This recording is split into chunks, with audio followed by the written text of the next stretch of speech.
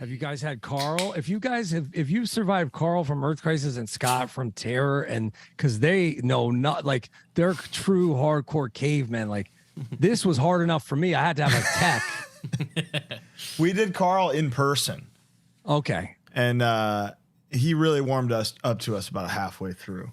He realized we knew what we were talking about. We know. And then he said I was in the apocalypse bunker. I don't know.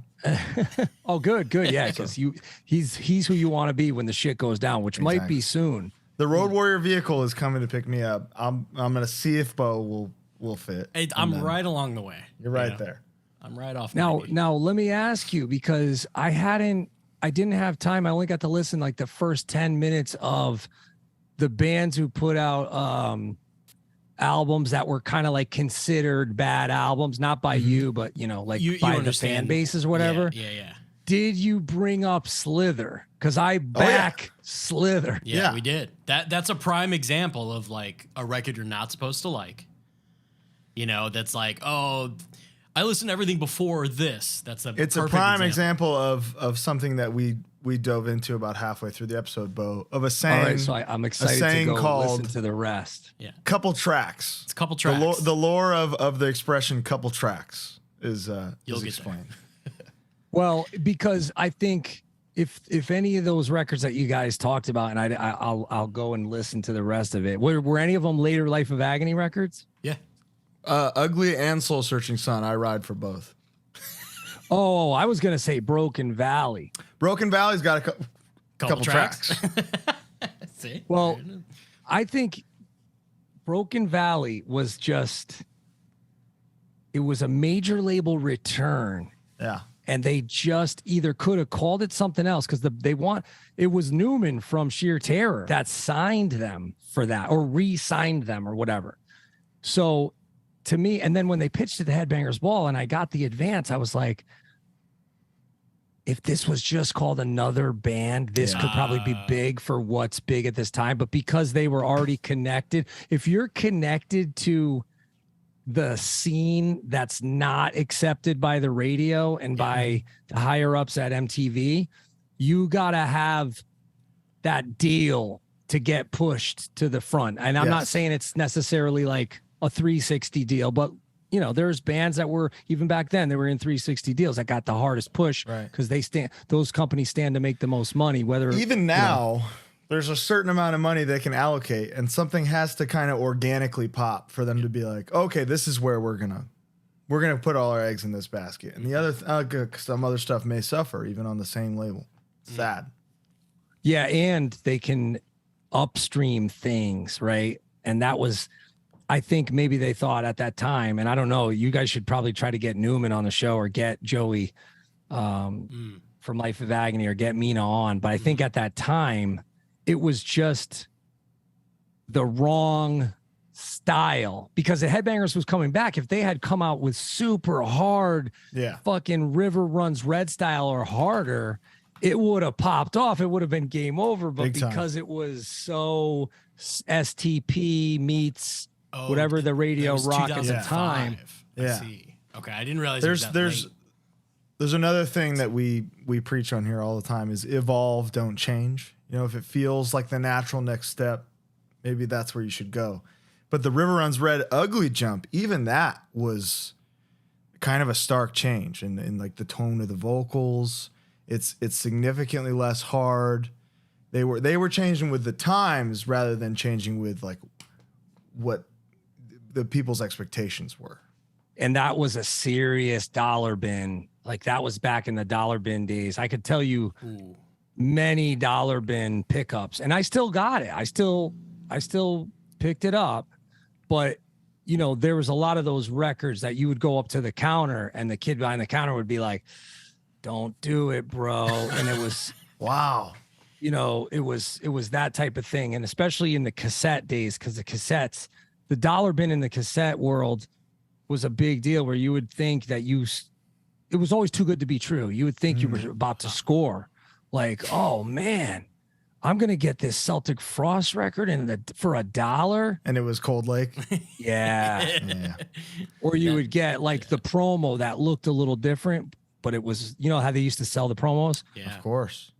they would get given for free. There was a lot of those records, but that one in particular, the one after River Runs Red, that was there was a couple tracks, but I like Soul Searching Sun. I thought that was a better Weeds record. is an incredible song. But let's give the proper intro that Jamey deserves here. We can go back. Don't let me forget. I got to tell you about when No Warning came up to MTV. Absolutely. Because I heard that part. I listened to that part where you guys were talking about that record. We're gonna get to that part of your life. We're gonna do a chronological journey here. I'm excited. Hello, welcome. It's HardLore time. Bo, how are you? Do you miss me yet? I do miss you.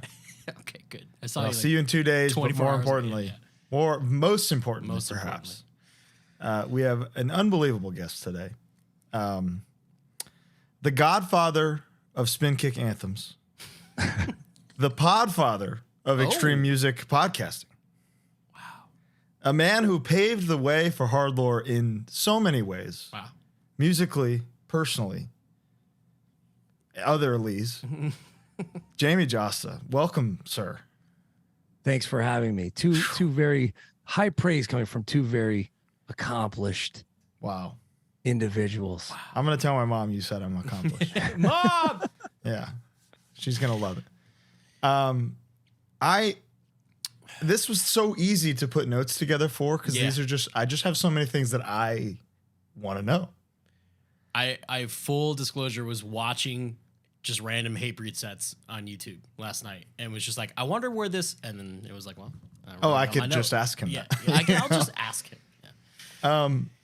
I want to take this journey chronologically with you, Jamey. I want to find out how James Shanahan became Jamey Jasta as a boy from Connecticut. You know, are you 860 or the other one? I'm 203. 203. See, we got both. We're pure Connecticut representation happening here. Two sides of the same There's coin. just two, right? They never came up with a third for like New London or something. Yeah, that I know of. No, it's just the two. 1995.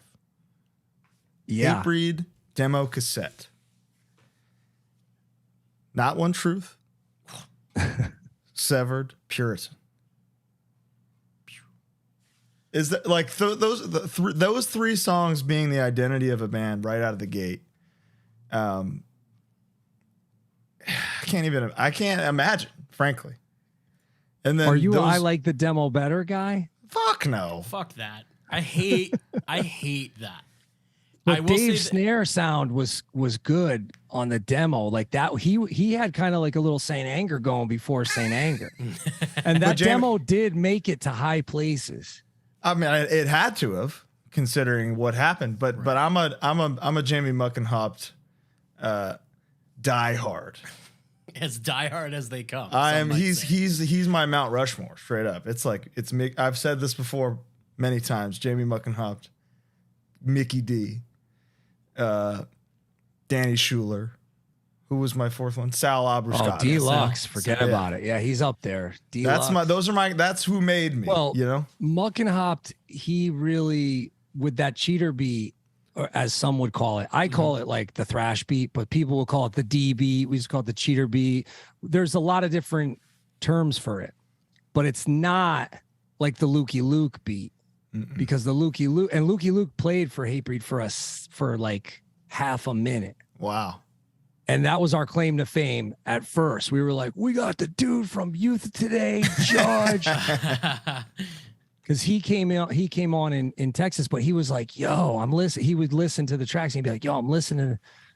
And this is like, it's different on this demo than it is this. And I said, well, it's a different beat, right? It's like I don't know what you guys or the fans of your show call it. I like to just call it the D beat, but there's a lot of different, or the hardcore beat, fast hardcore beat. Like where it's staggered. What's a song? What's a Hatebreed song with it? The hi-hat follows the foot rather than just constant. Yeah, that's the D beat. Whereas that's the D beat. Muckenhopp kind of like popularized the other way. Yeah. Got it. So he was playing pretty fast. He should get more credit than he does. Just the reach of that album alone, I think. Yeah. But Deluxe, definitely, and Lombardo too, but they would go back and forth from like the rolling kicks or what do you call that? Like when it goes to the halftime or Just the double time. kick. Yeah, double time. Yeah. Those, I mean, that DNA is in everything now. Those three guys, especially of my ilk, you know, spin kicking music. It's finally crafted by those three drummers. But But Dave laid it down for the demo, you know. Shout out to Dave Russo. I mean, that style and that we were trying to get that tone more of like Entombed and Bolt Thrower, but also we liked, you know, Integrity and Madball and Marauder and All Out War. Like All Out War always had a good drum tone. And it's so funny that those are your contemporaries. And you're saying that like on the cover album, most of those bands are on there. They're your influences are your contemporaries. So that's a pretty special thing. Well, also the cover album has bands like Sheer Terror and Sub-Zero, who also had that kind of 4 on the floor and had some of the breakdown style beats. Sheer Terror especially had that D beat, but because Blake, who was originally in Sheer Terror, he had that big Celtic Frost influence. And if you listen to those drums, I mean, you know, he's up there as well. Why is his name escaping me right now? He's fucking unbelievable. Yeah, I want to say Martin, but I'm fucking it up. Isn't Martin the guitar player? No, Martin he's the other guy. Yeah, that's the homie. That's the other homie. Oh, the homie. Yeah.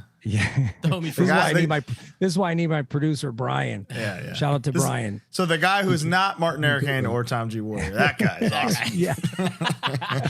So what? I mean, he's really like the drummer that was, you know, putting it down that style. Because Discharge, think about Venom, Discharge, because Discharge is like the D beat. That is the D beat. Yeah, that's OGs, right? Yeah. The OG. What was the decision to basically put the same? Were you going to release the demo as a 7-inch, but then just took away a song? Reed St. Mark. I'm so sorry, Reed. Reed St. Mark. I forget. Yeah. Legend. Reed St. Mark. Those same songs. Was that the same recording on the Neglect split? Yes. So you, instead of putting out a demo, just re-releasing the demo on a 7-inch, you said, no, fuck that.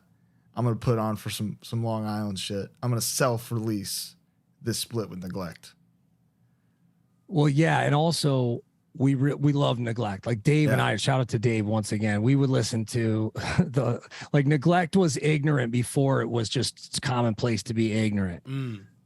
And just, you know, sang they just had a different, I don't know how they put a lot of the same influences probably together, but they just had a different delivery and it was very unique. It's nice to see that they're getting some resurgence with fans and people find their stuff, because they're another one that it probably would have popped off like a Life of Agony or a Biohazard had they gotten, you know, signed to a Roadrunner.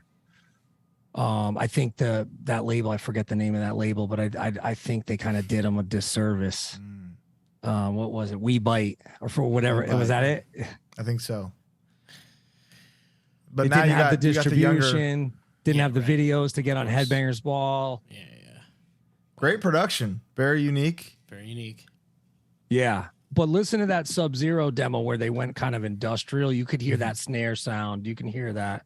Because I liked that demo. And that was when people were like, oh, they're jumping on, you know, the Ministry thing or whatever. But there was a lot of bands that were, you know, incorporating samples and having different styles of snares and kicks and just harder, like more just in your face and crunch on the guitar tones, which that people would, because we didn't have terms at the time, they would go, oh, it's kind of more industrial. But really, just because you put in samples, it's more industrial. A lot of bands had samples. It just wasn't during the song. It was like before as an intro or something. Yeah.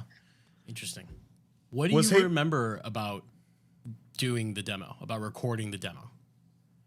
Because like even for my own bands, when I think about doing demos, they're like so brief and like nothing. Like very winging it, very just like, oh yeah, that sounds good. Like, does anything come to mind when you think back about those first 3 songs and like tracking them and putting them together? Just, it was just throw and go, just very quick. Larry had I mean, just even back then, knowing somebody with an amp was like a big deal. Like, because my previous band, Jasta 14, 2 of the kids had good amps. And that was like, that's key. Wow. Like, you got to have gear. Because we would, a lot of times we just show up and borrow people's gear. Because if you had gear to rehearse, like we would rehearse in Bridgeport in Dave's basement, and his mom was nice enough to let us do that. She would be watching like Howard Stern on the E channel upstairs. We would go down, rehearse, and the neighbors must have just fucking thought we were like Satan worshipers and stuff. But before we would rehearse, we would listen to records to get inspired, listen to shit in Dave's room, and try to like, because there's always a lane that's open in certain eras, and we knew, like, everybody knew the lane was wide open for the crossover to come back, because the shows had become very not well attended for certain bands and certain styles of bands, but there was a new scene coming up, so we knew we had to get the demo out. We wanted to play a show even before the demo was out. It was like that, like, it was the changing of the guard was happening, where the Revelation stuff was kind of going below the wayside. Not that there was anything wrong with that stuff, because I liked a lot of that stuff, but those bands were like, okay, what are we gonna do? Yeah, we gotta like make a career out of this, or call it a day. So they started signing to majors and making the jump, and everybody started jumping ship. Like, I don't like this. Yeah, like I just, Civ and Burn became Orange Shine Millimeter, and and there's always only ever going to be 1 or 2 that are going to really pop off. And I had been told that by multiple people with my previous band, because I had gone to New York City and tried to shop my previous band, and played like we played at the Space at Chase a couple days after Gigi Allen, and I was like, in my shorts, like wanting to go on stage barefoot like Rollins, and the guy was like, "Put your fucking shoes on. Are you crazy? Do you know who was just here?" And like, because I was so young, I didn't know. I was like, "Ooh," and they're like, "Gigi Allen's here's shit, blood. There's people with AIDS," and and we're like, "Oh, really? Shit." Oh, no. Okay, so I put my shoes back on, did the show, but I had called so many of those labels, and called so many of even the indie labels. I had bothered so many people, so I knew that in order to shop a demo, you had to have a good recording. You have to have a good guitar head. You have to have a good drum mix. Because at that time, also, when I had put out the Jasta 14 demo, we pretended like we were a label. So we put like the logo, and I went and got a P.O. box. So I started getting sent demos. Whoa. And I knew, and I was getting hundreds of demos in the mail, like in the snail mail. So I knew what was commercially just garbage compared to what was like at the time.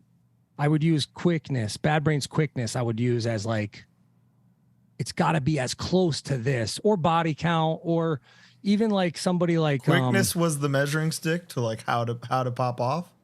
Well, no, just sound wise. So Mackie drums, big thick guitars. Yeah, because I knew we weren't going to be able to afford. I mean, we used other records too, like obviously the guy there in Rhode Island who did the Cro-Mags and did Leeway, Jamie Locke. Was it? No, even before him. There was a guy before him. His name's right on the tip of my tongue. People are yelling at their screen right now. Keep talking. There's but those were really good. Right. And so when stuff would come out, people would go there to record, and stuff would come out. I would go, "Oh wow, this might even top quickness." Quickness. Chris Williamson.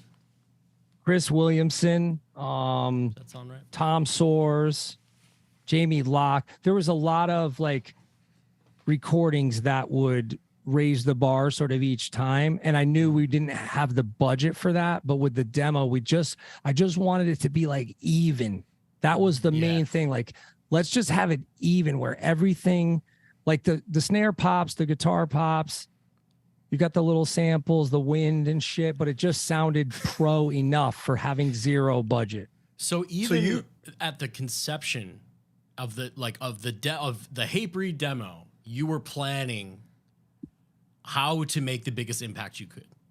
Oh, it was always like horse before the cart. Like it was never like, it was always like some, and even I think when we did the joke song, cause there was a joke song out, and Level at the time, shout out to Scott. Level had a demo, and Jasta 14 had gone to this guy Real Sound, shout out to Dan. He had a 4-track, and then he had, I forget what the other thing was called, but it was like you would bounce down from the 4-track. This was all pre. It was a tape machine. I forget what it was called. I want to say ADATs. Mm-hmm. I think you're right. But even prior to ADATs, there was something else that we did at this other studio in Connecticut. But that guy, Dan, and then there was a band that we would play with. I'm trying to think where they did their demo, and their demo sounded really good. It was it's so fascinating to hear this, to just be like, yo. Because we had a show booked. So it was like, you got to have demos to sell at the show. You had to get it out. So that was your motivation to recording music, was just having something for the gig? Because it's hard to describe. There was this, like, I guess back then you could call it a collective consciousness, but you knew shit was about to pop off because it was a changing of the guard. And you would go to shows with these legendary bands. I used to go to every show. So I would go to like Overkill and Prong, and I would be like, oh, these guys, like, this audience is totally different from the audience that was at fucking Into Another. Like, it's a completely different crowd. Yeah. But you would see a couple of the crossover. And you would go, oh, this is a person. Like, this is a dude. Like, or this is a chick. So you go to see Mighty Boss Tones, and you would go, wait, okay. There's moshing. There's stage diving, but it's different. And then there's girls at that show. So you give your flyer to those girls at that show, and you holler, and you say, hey, come to this show. Now they come to your show, and they're like, oh man, we're the only 2 girls here. It's a little scary. Sure. But you're building something out. Wow. The analytics that you're describing right now are all this is all evidence to why Hatebreed is the biggest, statistically the biggest hardcore band of all time. My band still doesn't think about shit like that. Yeah, I would never. You know what was a big eye opener for us was, and rest in peace, this guy Mark Shitty. I don't know if you ever heard stories about Mark Shitty, but Mark Shitty? Yeah. Rest in peace, Mark Shitty. R.I.P. Mark Martin. I used to take the Q bus to the record store, and then in New Haven, and I would take the bus to and from school. You take the city bus like everywhere. Mm-hmm. And so I was going into a record store, and he was coming out, and I forget what shirt I was wearing. I think it was Super Touch. And I remembered he was like, dude, nice shirt, whatever. And he had just bought Urban Discipline on tape. And he was like, wait till you hear this. I had a couple of the songs from the Maze record from a friend of mine at school who made me a mixtape, and I had like Sepultura, Benediction, Napalm, Biohazard, Carnivore, some of the typo stuff. I think it was back then, it was probably like the stuff that made it onto Slow, Deep, and Hard. Yeah. But he had said, right on, dude. You know, I said, oh, I want to get that. I want to get that tape. I didn't have enough. I ended up getting Earth AD, and I listened to, and Earth AD actually was in the dollar bin. I remember the kids saying, oh, they're trying to go metal, they're trying to go thrash or whatever.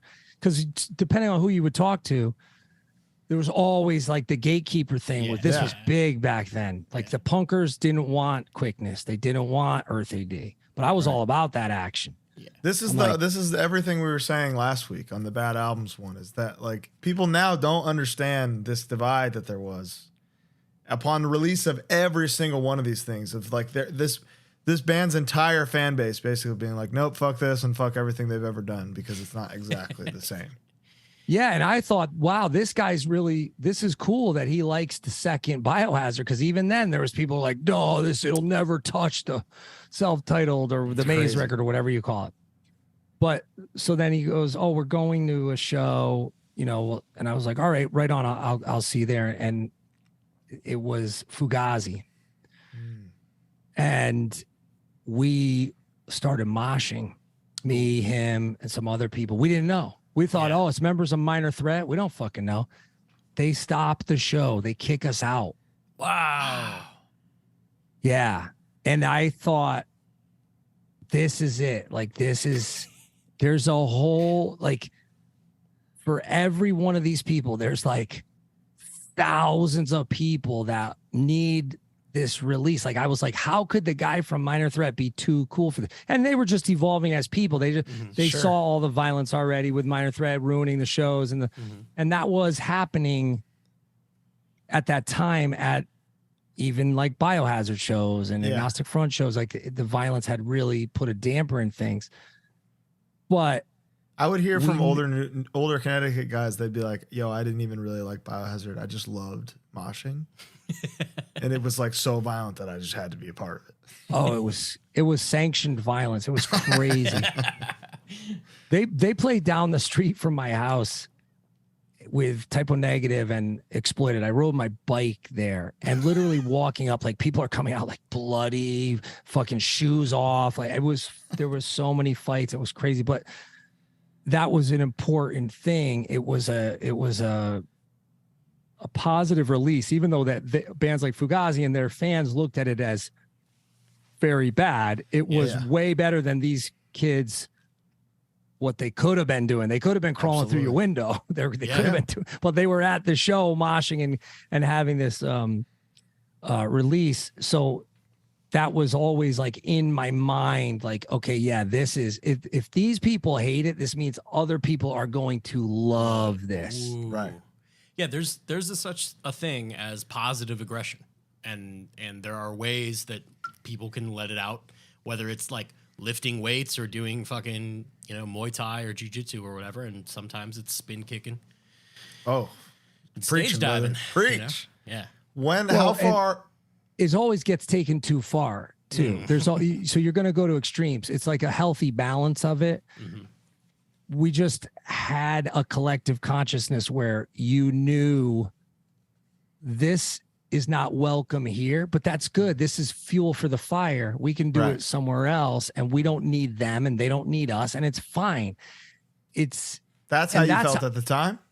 Yeah. And also that's kind of the thinking behind your last episode with, you know, people wanting to make the jump. I never fault the people for trying to make the jump and create a new collective consciousness, but you're really rolling the dice when you don't serve the base that you have. Some people don't know they're making a jump with these records, though. Right. They do. They say they don't.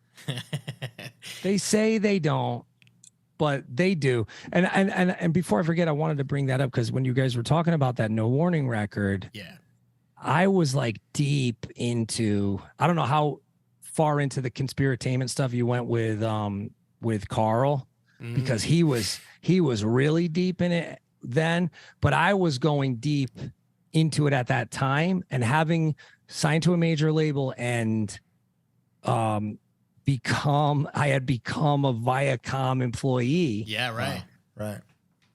I knew at some point, it wasn't me, but I knew at some point the shit was going to be co-opted. I was just trying to have a plan B or a plan C, which you never want. I don't recommend that to anybody. You never want that. You want to be all in, especially if you're 17 or whatever, 15 to, I would even say like 29. Yeah. Just be all in. But when they came up to MTV with Mike Shinoda, I was like, oof, this is just career suicide. Wow. But when I heard the record, I was like, ooh, it's actually good. It's still hard. So, and I would joke with Zeus. I would say, hey, if we could mix this, we could just edit this down to like, instead of being 2.5 minutes or 3 minute songs, we could make these like 1 minute bangers, and hardcore kids would eat this shit up. Yeah. The second you hit the Sum 41 type of chorus or the Linkin Park note hitting, you've lost everybody from your base because they're just not ready for it. I think that's how even No Warning looks at it as a band now. Yeah, but not true, because I was. But I thought, tell me why. I was right. But what it was so weird. It was so weird to see and hear about this stuff in the industry. Like, oh, we're gonna do the Hatebreed thing. We're gonna sign to a major label, and we're gonna pop off. And I'd be like, but you're changing your sound. How is that gonna work? Yeah, no, that's not how it works.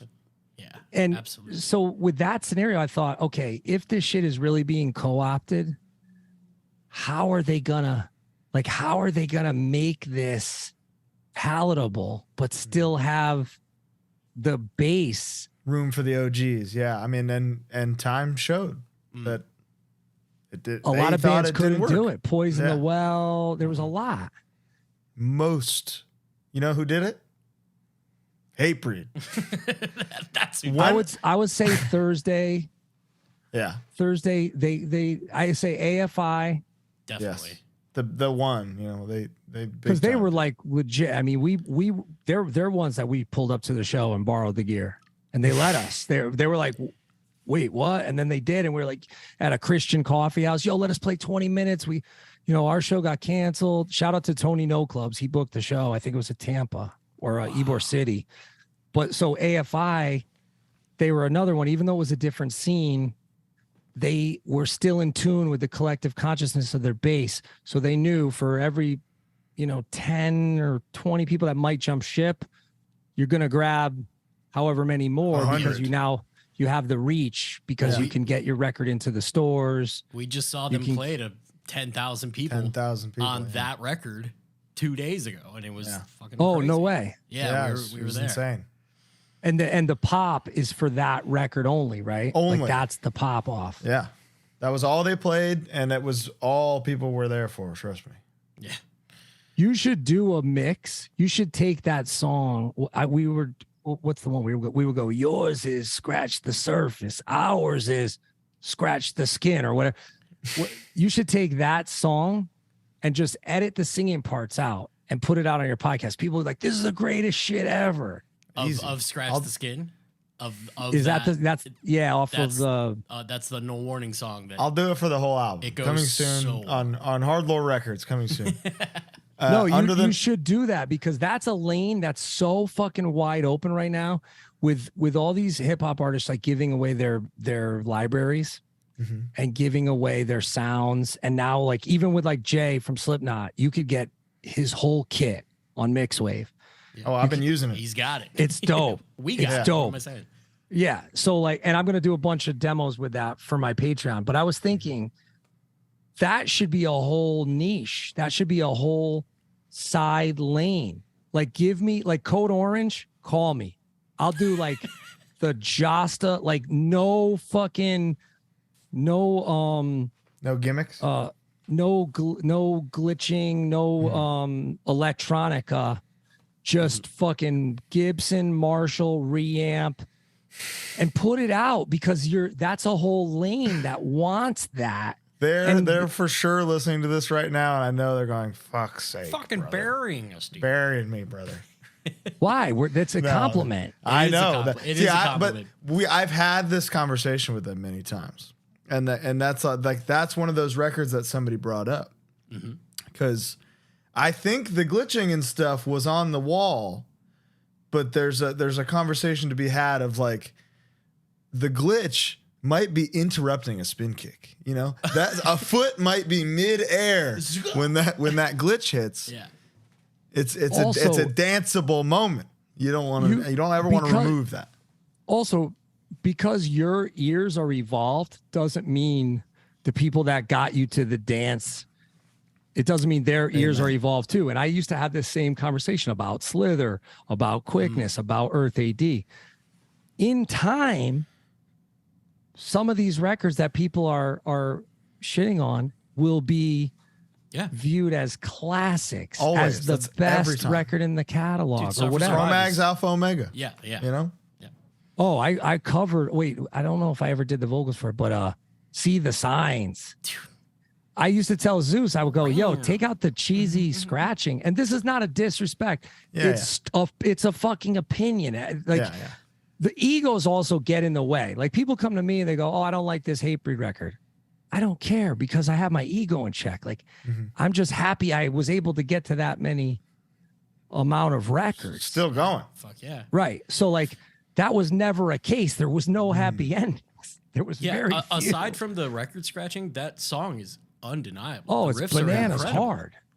The lyrics could be written today. Agreed. I mean, the whole album is lyrics could be written today. Like if you look at what's happening now in the fucking East Palestine, Ohio, and all this shit, literally that song about the Skid Row in LA and about it's literally could be happening today.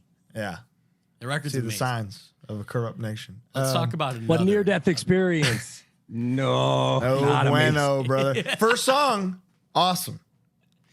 First song is a save her. Why don't you go to these bands? Like, why don't you do a whole? Because you could license it from the labels, and no, I'm serious. I believe like you. I was I know saying you're serious. earlier, the producer HardLore at cover one comps, point. you're saying? Well, the producer at one point was a star.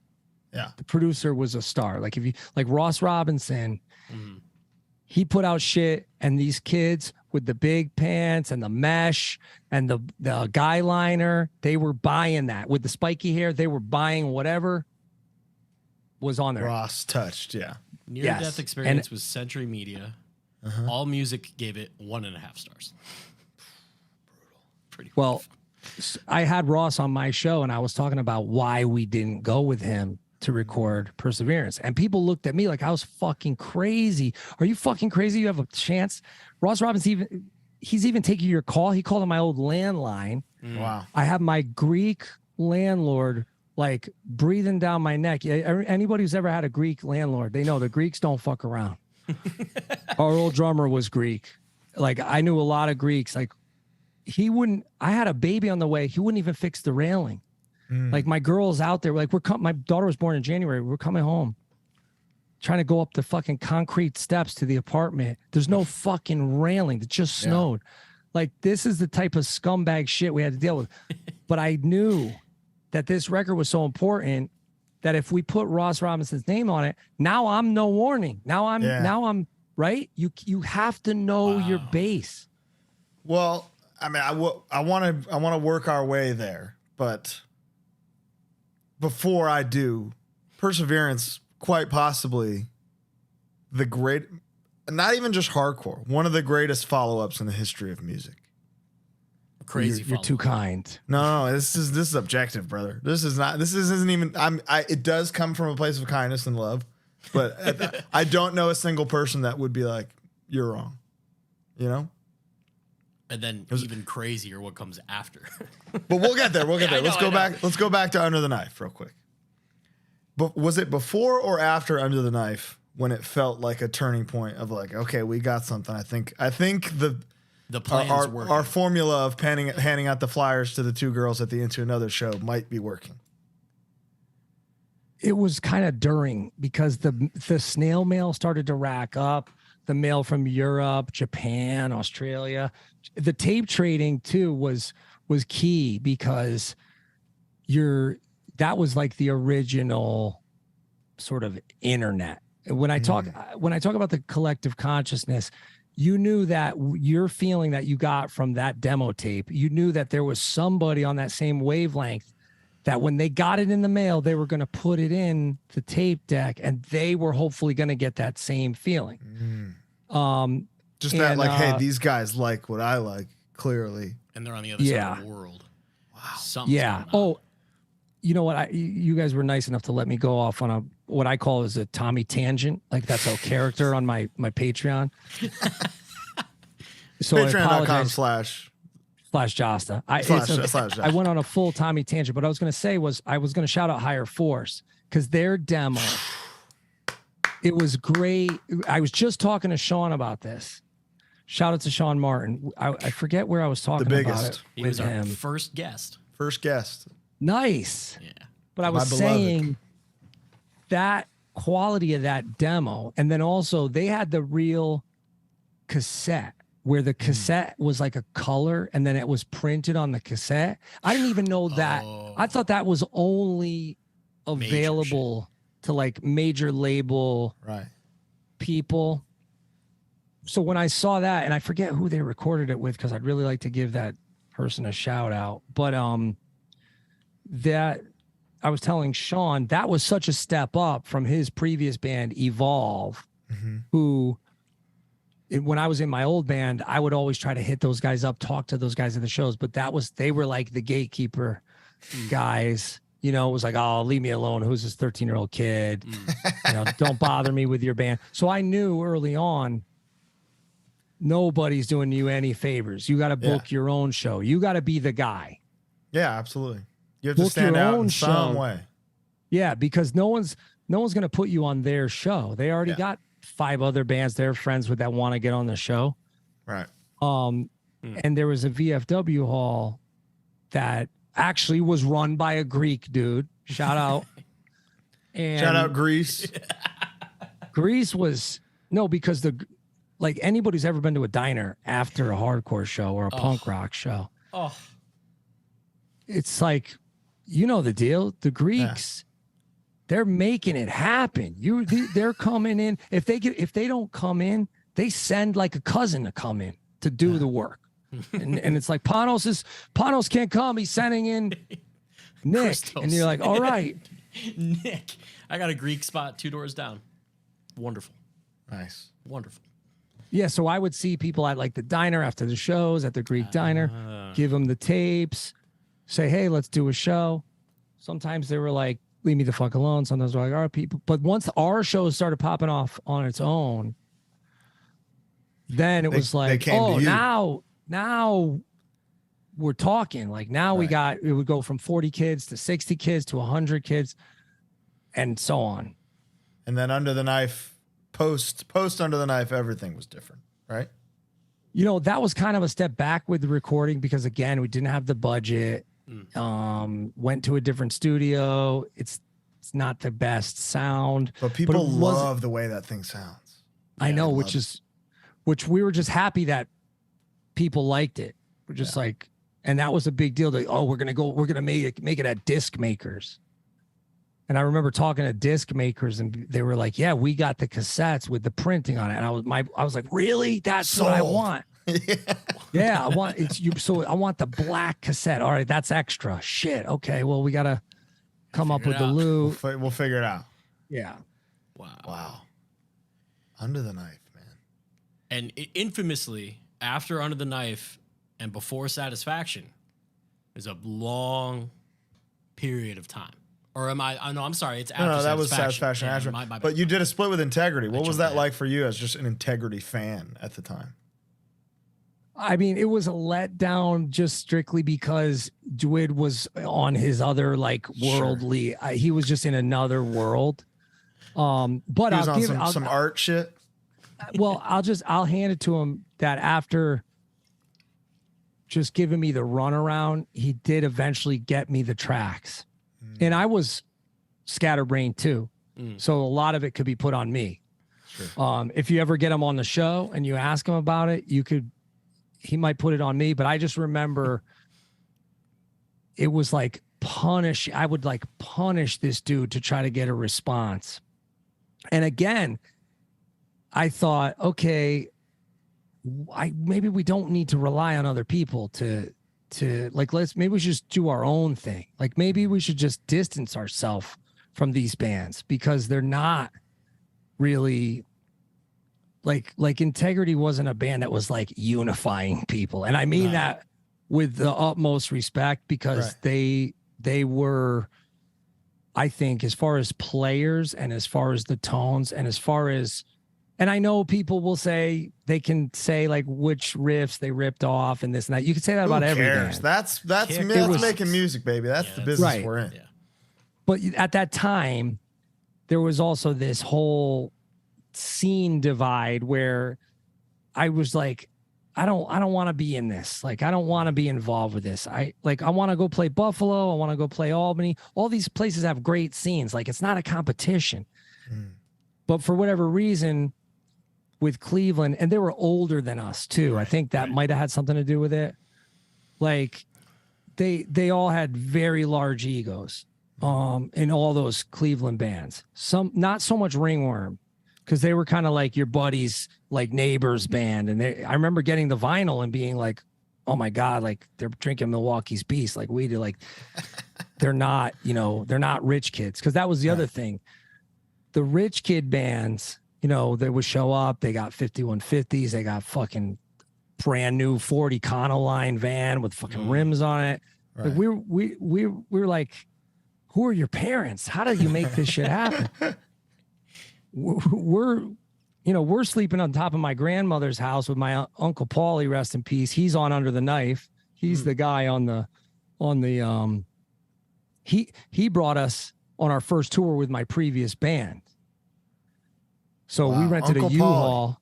Whoa. Yeah. Wow. So we went down to Virginia Beach, played with Nate from Converge's old band Channel, who I had put out on my label.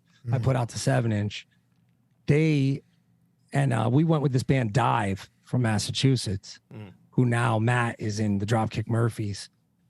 So we had seen like these guys that weren't like team players. We grew up dealing with them. So we knew like, let's not make the same mistakes that they're making. And it's not a diss. It's just, they would probably admit that now. I'm sure maybe even Dwid would admit that now. It's like, and it was funny. It was entertaining.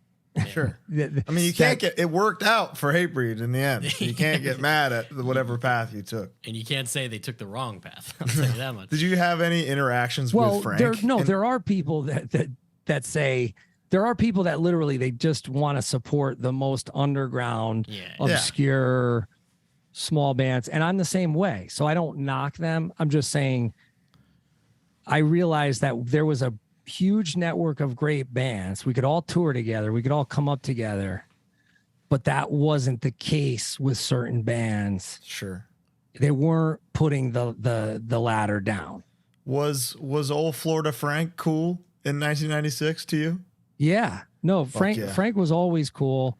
I had roadied for the band too. So like I had driven in the van with them and helped out here and there. And I liked all the guys, but you could see they weren't going to, that lineup was not going to stay the same. And to me, that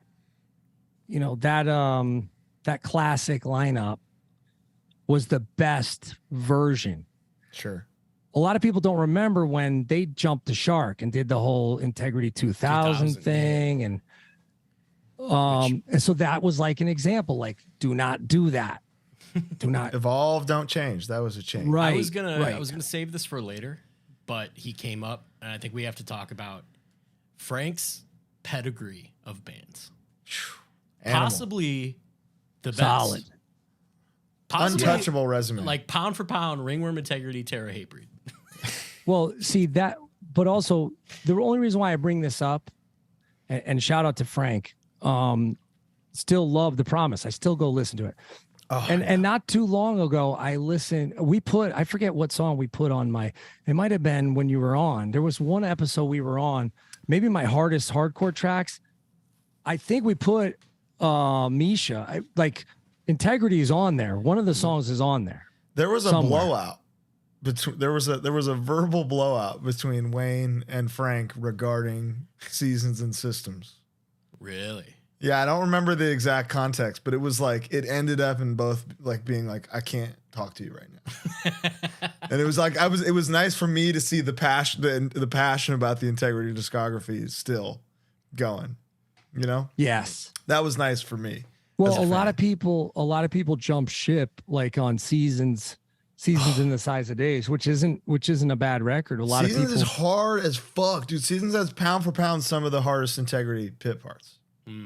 for sure. Orbital teleplastic emanation. Fuck off. That's a pit, dude. Spin kick. Rolls off the tongue.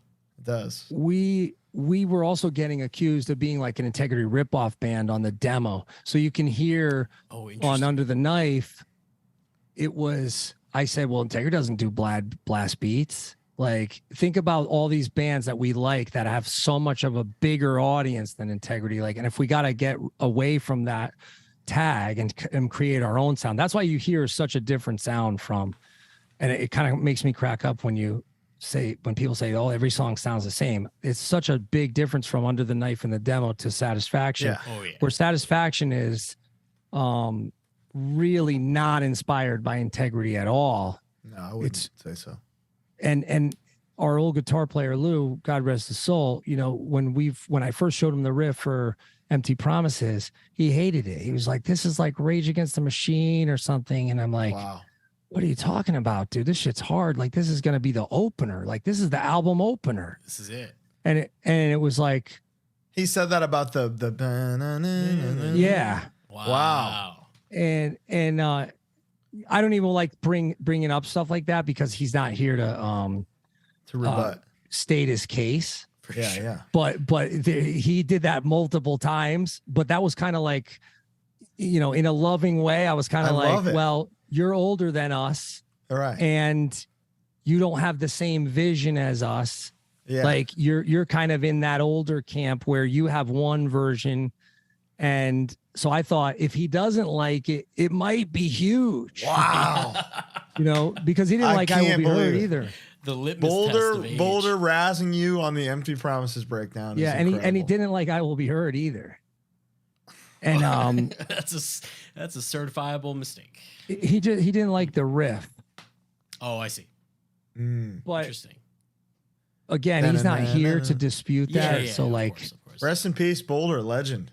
Yeah, and now when I look back and I go, when you go with your gut and when you hear things, because you know how you hear things with your gut, like it hits you, like you hear something and it's like you're just going by a feeling. You could strategize all you want, but if you don't have that feeling, no, someone else is not going to have that feeling. That's why probably when you guys record your demos and stuff, you scrap a lot of stuff or you. Dude, I have what's called the next day test. If it still rocks the next day, it's good. Yeah, you record it and then you sit on it overnight and then you listen to it the next day. It's still good. You're like, all right, it's good. Yeah. Well, I have an addictive personality, so like I'll hum a song in my head. Like if I get an earworm, I could have an earworm for 6 months to the point where I'll lose my mind. Like so, people go, "Oh, why was it so long in between two records? Almost 5 years." You don't understand. That shit was replaying in my mind for years. Dude, we're the same person, Jamey. Yeah, you're describing. We're the same. You're describing my entire every single riff, especially like breakdowns and mosh parts, is like a full science experiment. It takes a year of focus grouping in here to figure out the right way to play each little part. I still have the riff you showed me over the weekend. Only twice. Still have it in my head. So there we go. You got that one. The focus group is the results are in. You ever have a riff that has to go with certain lyrics? It can't be like the two are married. I wanted to ask you about this specifically, because I learned over the course of time that you are the riffman for a lot of, if not most, Hatebreed stuff, and being the lyricist singer. I'm imagining you do that a lot, where you hear a riff and you hear the part and you know how you're going to deliver it. You know it's going to be the sing-along part or whatever it is. I have to imagine that happens at the same time for you. A lot of times it does, but also if I write, like say a chorus or I write a verse, and sometimes I'll write a second verse with a different cadence or whatever. I'll then fit the riff and I'll choose whichever riff I think like flows better under that cadence. But I've had, and this is why now I'm just branching out and doing production and doing co-writes and stuff. I've had so many songs that I knew I couldn't put out as Hatebreed or as Jasta or as Kingdom of Sorrow or whatever. Like where then it's in my head for so long. That's how this whole Corpse Grinder record came about. Wow. I had this hook, it was so ignorant. It was, I'll pull the trigger, I'll flip the switch. I'll pull the trigger, I'll flip the switch, I'll pour the gas, I'll light the match, no questions asked. And I would go, it was in my head for like literally 8 months. And finally I was like, I can't say this shit. Like, I don't want this shit coming to life, and I don't want this on me. Like, cause I want to put it on old George. Cause it's spells. Like, you're casting a spell. Like, it was so dark. Like some of the shit was so dark. And I know, because after touring for 5 years on Satisfaction and seeing people like almost kill each other, I was like, this is some sorcery. Like, I need to balance out some positivity. You've been casting spells on me for a long time, Jamey. I'll tell you what. Thank you. So is that where that came Far from? too kind. The lyrical, I'm not going to say change, but just kind of redirection towards a more positive viewpoint, I guess, or message overall.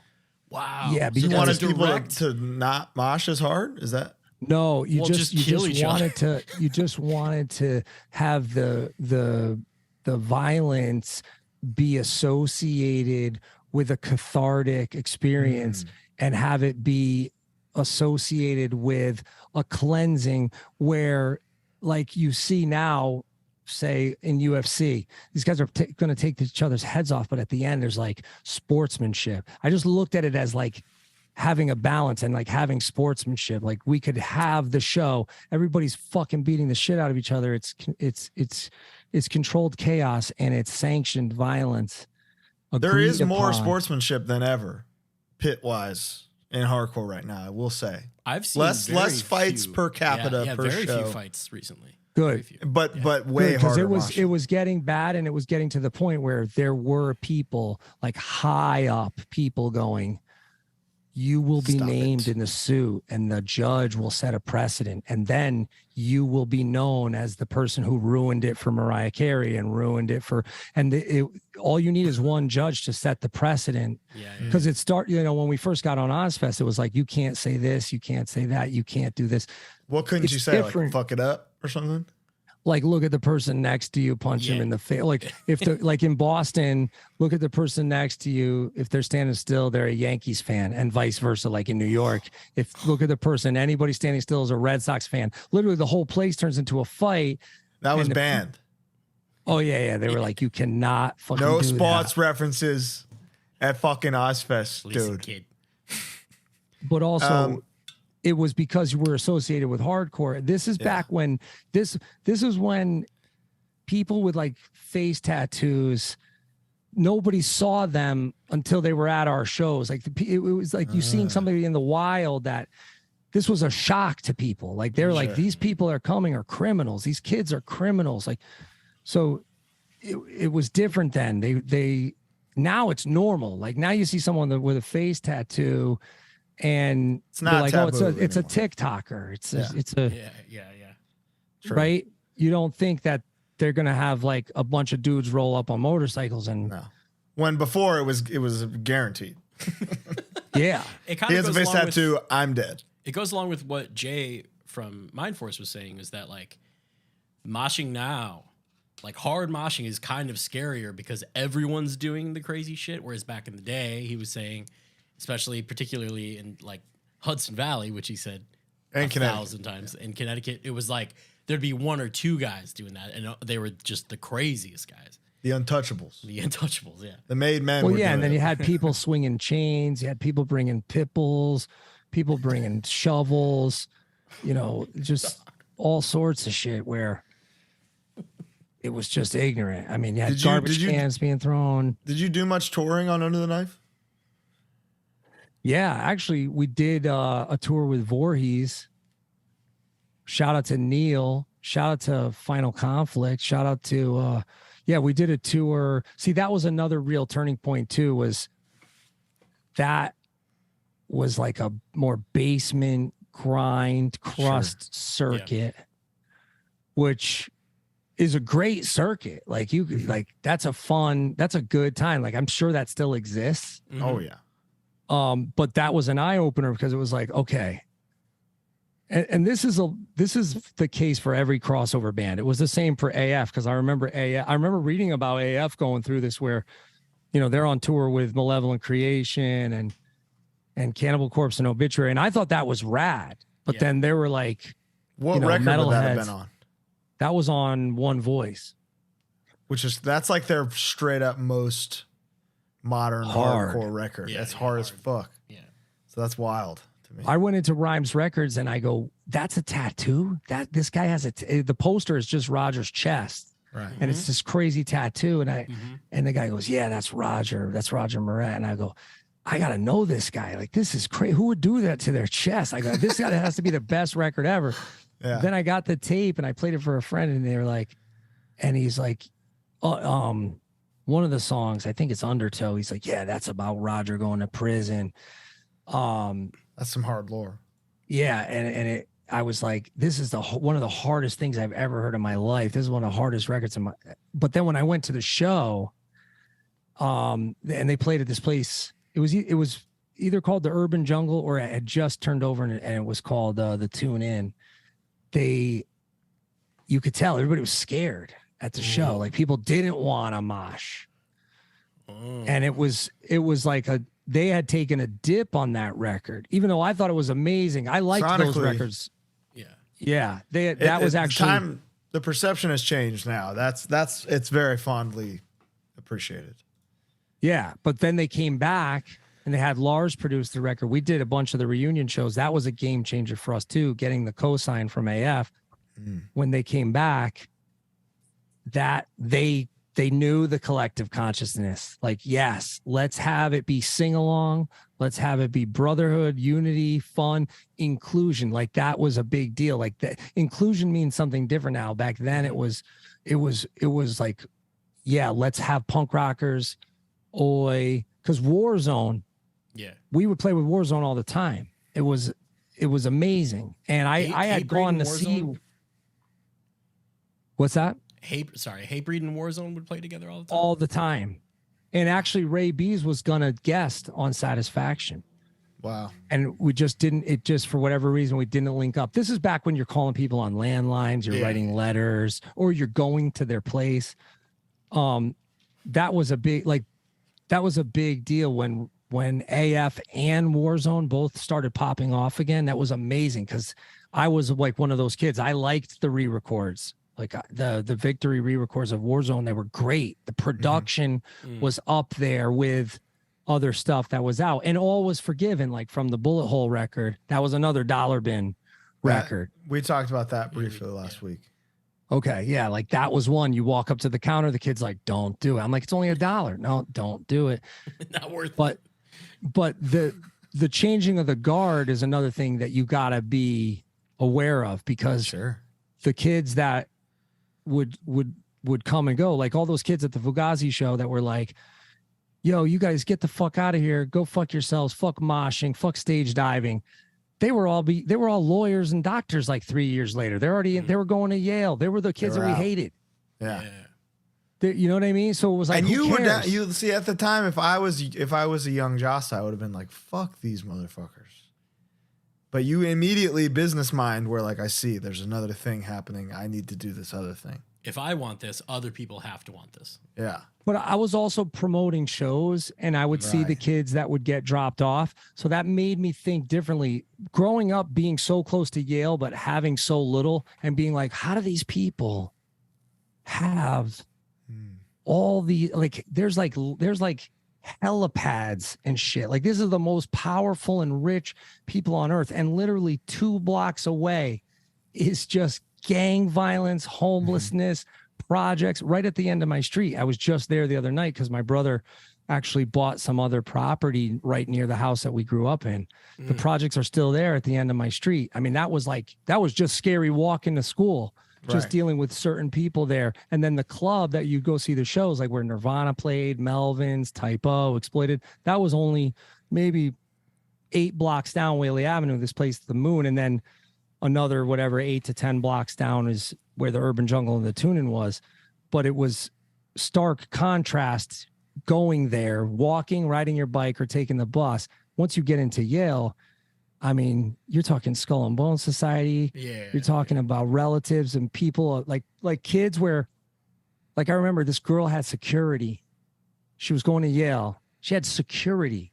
And we were like, who the fuck is this chick? And she ended up being on the show Roseanne. I think she was like the daughter on the Sarah show. Gilbert? Either Becky or Someone should, I could be totally Brian Williamsing the shit out of that story. What's the guy's name? I could be fucking Brian Williamson the shit out of that story.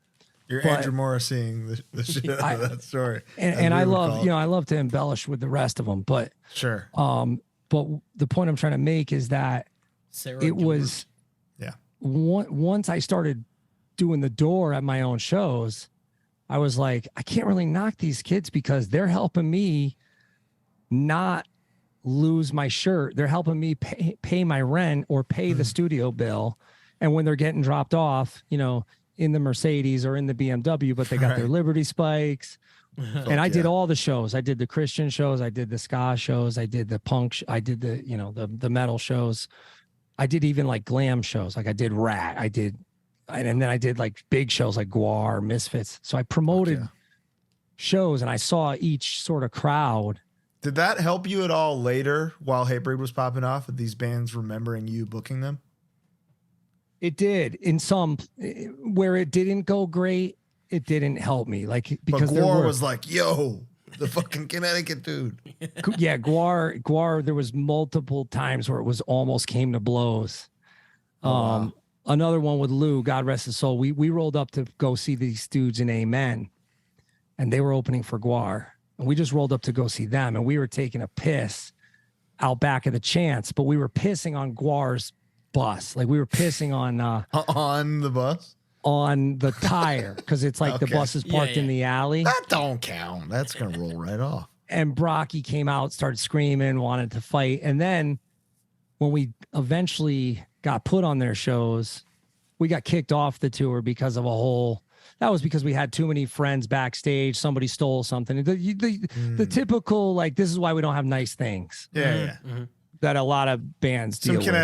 Connecticut activity, And I actually got spared, going, like, having long-term problems with people you don't want to have problems with, and and booking agents and managers and people that could really fuck your career up.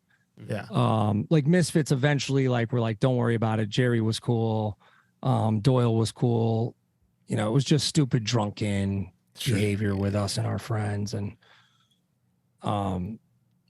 but yeah, seeing those kids come up to the shows, I would say, like, yeah, well, why wouldn't you want this person as your fan? Yeah, because they're buying tickets to something. So right, because that was the shortcomings that a lot of bands like volunteered. They just volunteered. They would go like, "Oh, we're not playing with that band." I go, "Why? Are you crazy? The band is huge." No, fuck that. We're not playing. And I'm not gonna say what bands, but you guys know them. Yeah, and. It was like, you don't want to open for Slipknot. You don't want to open for Deftones. You don't want to like Korn. We turned down. We actually went to play with Machine Head instead. And then everybody was like, yo, what are you?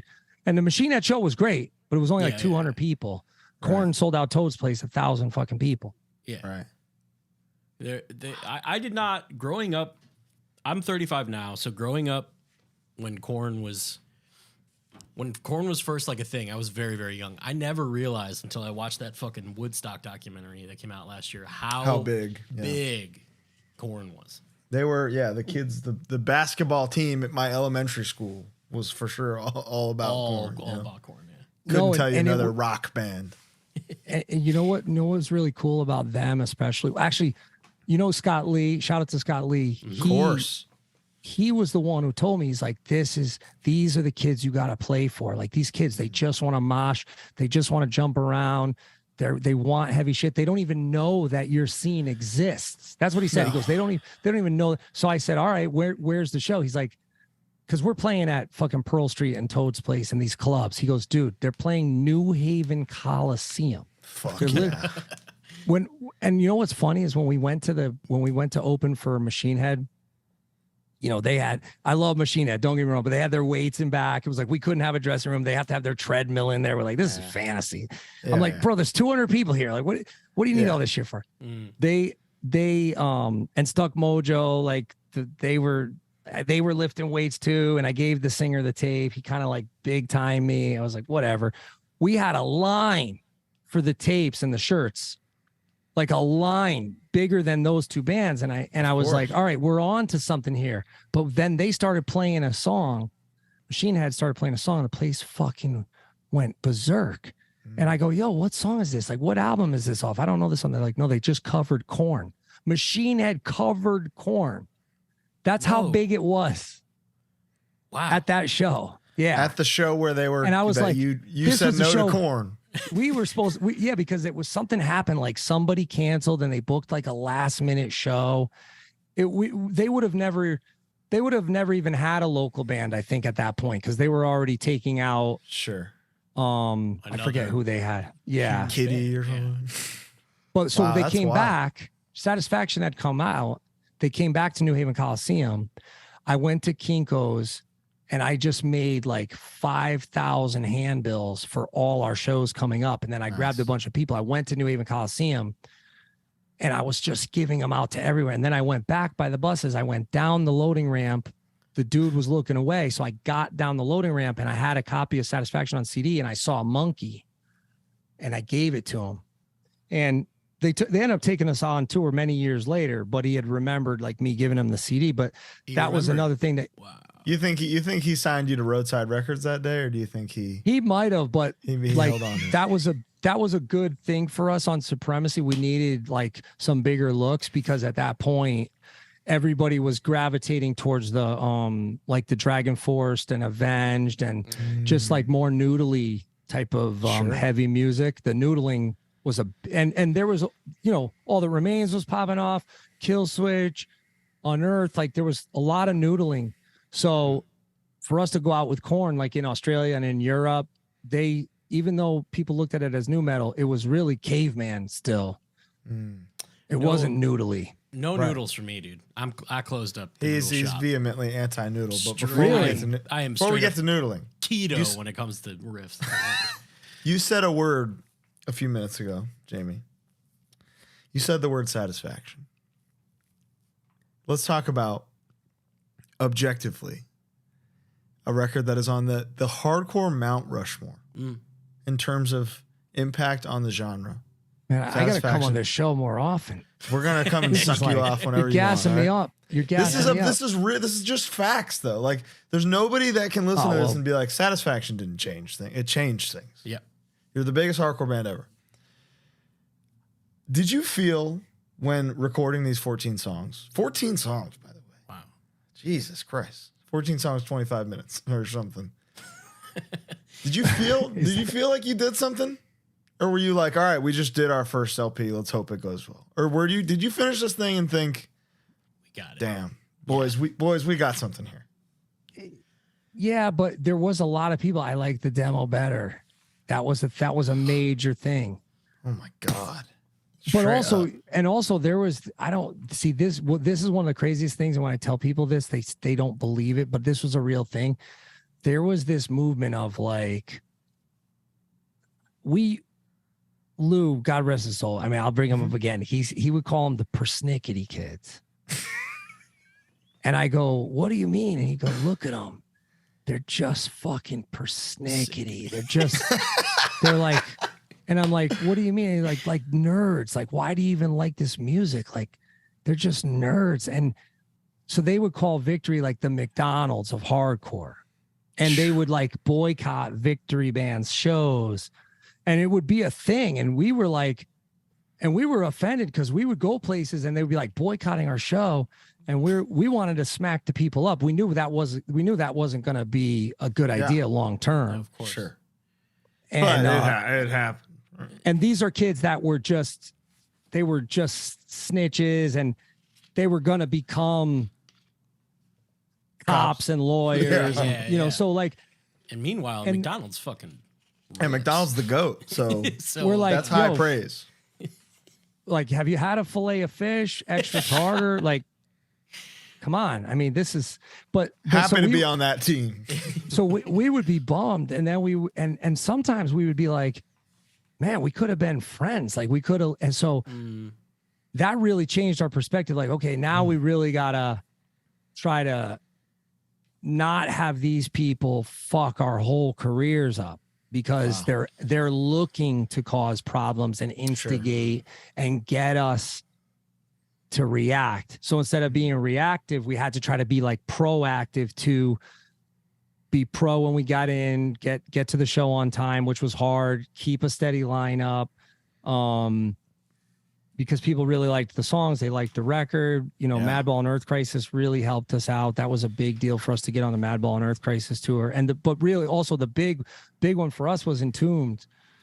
That was a big deal for us to get the Entombed tour. Really? And was that the one that did it, where you felt like things had changed, things were changing? Well, yeah, and also because you need that ultimate warrior moment. Like everybody, and there's many, like I call them mini ultimate warrior moments. A lot of bands are afraid to have the ultimate warrior moment where the other band puts you over. Gotta get put over by Hogan eventually, you know? Yeah. It's just not gonna happen. And you gotta like ride with it, and you gotta sell it. Like Warrior sells it, even though You're speaking not, our language, man. So for us, getting a couple of shows, like having the promoters be like, yo, you got to go on above Bloodlet.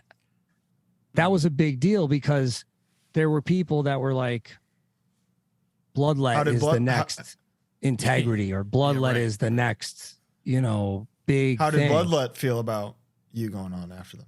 I forget which shows we went on above them. I think probably Connecticut, probably a couple other ones. But the Bloodlet was cool because they had brought us to Florida. We had gone down and played with them, and they were a great band and still are a great band.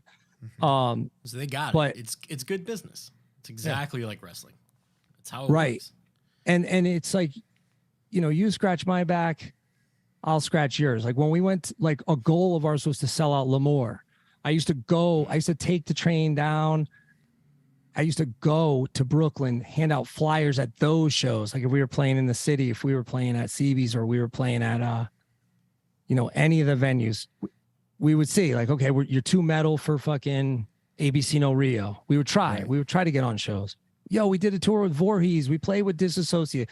We play with Final Conflict. No. You're too metal. You're too metal for the hardcore matinee. Eventually they, you know, once you start to draw. Then they need you. When they need you, things change. Right. But then you also have to have somebody put you over, right? Right. So the Perenni brothers at Lemoore's, they said, and this is on Satisfaction, they said, you got to get another band with a name, you know, and then we'll give you the door, or we'll give you a guarantee, or we'll give you a budget and you pay that band. Okay. So we got Leeway, and that was a big thing. Like, you know, you headline over Leeway. And just keep doing that, trying to keep creating new Ultimate Warrior moments, to the point where you get to Roseland, and it's like now at Roseland, the biggest venue in the city, the most legendary venue in the city, have Biohazard open, have Sick of It All open, have Suffocation open, because I put the ladder down for us. We're having our moment. You want to do the same, but it's also great for you because they're putting you over. They're giving you the Ultimate Warrior moment. Sure. That's a beautiful thing. And I think we talk about wrestling pretty often on this show, and like a lot of our listeners don't really fuck with wrestling. But like the thing is like that this aspect of what you're talking about is what once I found that out about wrestling, it's what got me back into wrestling. When I realized an ebb and like, flow. There's this whole thing where they're working together, and it's a beautiful thing. It's awesome, and it's exactly true. You got to be in tune. It's a moment-based business, wrestling and music. You got to be ready when those moments come for those bands. It's up to you to make it happen for them, and then so that they can do the same thing for you. What's a modern band whose ultimate warrior moment you want to give to them? A modern band, or what's the last ultimate warrior moment you've provided to a newer band, and you were psyched to do? You're psyched to do the job. I mean, we wanted to do it for Parkway. We thought that was going to be a great look for them. it's too bad that the tour didn't pan out, because we that was going to be a world tour. Yeah. Wow. Where we were going to go to Australia, Europe, and they had always given us props and had always shown us a lot of love in like big magazines and big interviews, big radio shows, like internationally, like shouting us out as an influence. And so, when they started to really have that rise and that come up, we're like, this is a great time to do it, where it benefits both of us. And it's just too bad it just wasn't in the cards. But It's not out of the question though, but no, I say never to all this stuff. But we're coming up on our 30th anniversary, and we actually, believe it or not, on this last run that we did with Gatecreeper, Dying Wish, and Body Snatcher, who Yeah, I was there. were smaller bands at that time. Like they've already all three have really grown in the last 6 months. Like Body Snatcher is selling out fucking 1,000 caps right now. Like they sold out the place we played together. I think last night or the night before. So, when bands like that, they start to have their moment, it just helps our case down the line when we have to sell a promoter or a group of promoters on a package that they don't feel is necessarily strong. Right. Once you do the numbers, then it's all good. So like coming off that tour for Perseverance, now we're going to, next year is going to be the 30th anniversary. I don't know if we'll be able to provide that moment, but we would still want to have a stacked package like we did on the 25th anniversary with legendary bands. But yeah, I don't know who that would be. I thought you meant like vice versa, like, the band to play above us. No, I did. Okay, Like yeah. So Parkway would be a good one. But who's on the come up that's more metalcore? That one just seemed Something like that. like a Knocked Loose, probably. Yeah. Is Knocked Loose would be a great one too. Yeah. That's a great example of bands that have longevity. Hatebreed obviously being one, Terror being the next that comes to mind. And a couple years ago, Terror was direct support for Knocked Loose. Before Knocked Loose really, really popped too. They did exactly what we're talking about. And that tour ended up being great for everyone across the board. That's exactly. Yeah, and I think Knocked Loose is a good example of a band that they went more extreme. Like they didn't even go There's no melody. Softer or anything, no melody. No, nothing like that. Yeah, and that more bands should look at that. And because that's even a sort of a better litmus test of what's out there, right? Because I don't know. I see the names and I see the logos. I don't know the music. Like I see this group, Spirit Box. People were sending me this for my Patreon show, my news show, like where we do a little bit of metal news. Like they dropped off some tour, but I had played them on my show and watched the video. And the girl is like very charismatic, really likable. Good singer. Yes. And they popped off crazy hard over COVID. And there's some like hard riffs and like some bounce and some groove. Like even kind of like there's some stuff that kind of reminded me of Korn. Not a lot, like more genty. I don't even know how to describe it, but sure. A band like that needs the moment from say like a Korn or a Deftones. And people would go, why? They have their own thing. Because you don't understand this generational thing. And then when people fall off, they look at that on paper and they go, I wish I was at that show. It doesn't matter if they're smoking Korn or drawing half the crowd and it's leaving. It's still great for everybody because it's high tide raises all ships. Absolutely. The Satisfaction record release is something that has come up on HardLore a few times. Really? And it's like a thing that people are scared to talk about. Like an infamously rowdy, legendarily violent event. Yeah. Is there anything specifically you remember about the Satisfaction record release that you can tell us? Would you say that people are scared to talk about it? Is it because I don't know. I can't tell you. I wish I wasn't there. November you 11th, 19. Well, you could tell me about it. You know what? There was stuff. You know how I said like he would call them like the persnickety kids? that exists now, but bigger than ever. And they would look at that show as just a toxic masculinity fest. Sure. And they would look down on it, and they would go, just like we said, this is what we don't want to be at the Fugazi show. They would look at it, we don't want to be that. So there might be people that just are like, the glory days of talking about that stuff, they might feel doesn't reflect well on them in this current climate. I don't give a fuck, because it was fun. Yeah, some people it wasn't fun for them. Jamey, we love violence. We are on we're all on the same team here. We're for violence. So if you something you remember where you're like, yo, this dude killed this dude, I'm psyched. You know? No, I mean, it just look, the culture, whatever the current culture is, they're very hesitant to be pro security, because there's almost this view of like security. You're like one step away from being a CO or being a cop. Yeah, right? A cop or something. Yeah. But in hardcore, that's so prevalent because that like is the case. Like in the smaller, like borderline DIY venue that's probably still owned by Live Nation, like the security don't get it. They don't understand that the people moshing are kind of on the same page while they're beating the shit out of each other, especially now. In the metal world, like there's the viral video of like Acacia Strain playing, and the security guy being like, and that's kind of more what it's like in like a normal venue. But that's cool. I agree. Very, very cool. Yeah, it should be that way. Catch the people diving, put them down, let them get back in. Yeah, don't rough them up. There's no need for that. But also every situation is different, and every variable that comes into play is different, and every city is different, and every venue is different, and people want to just generalize and be right. Sure.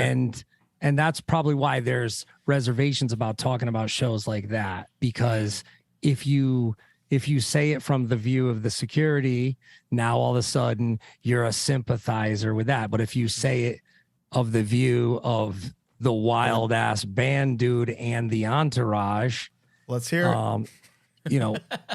My thinking is, especially during that time, we had done so many other shows and packed out so many other venues locally. There was no reason to have any of this nonsense. It could have all been avoided. But you're also, what was the thing that pissed everybody off when it was like there's good people on both sides? Oh God! Like, right? Very fine people. Yeah. On both sides. Insane. You know, you just sound like a total idiot saying that, but there was like a point. People go, "Oh, you're doing the middle. You're playing the middle or whatever." But no, we've done both. I've been a promoter, and by the contract, I had to have security, or otherwise the band wouldn't play. In that case, it was put on us very last minute, and there was multiple conversations had of like, this is going to end badly. You can do whatever you want, but trust me, going to end badly. There's hundreds of people who are ready to beat the shit out of each other. Who hate you. And the only unification is the band and hating you. Well, and also it's like at that time, say the cops did come and people actually got detained or actually got arrested.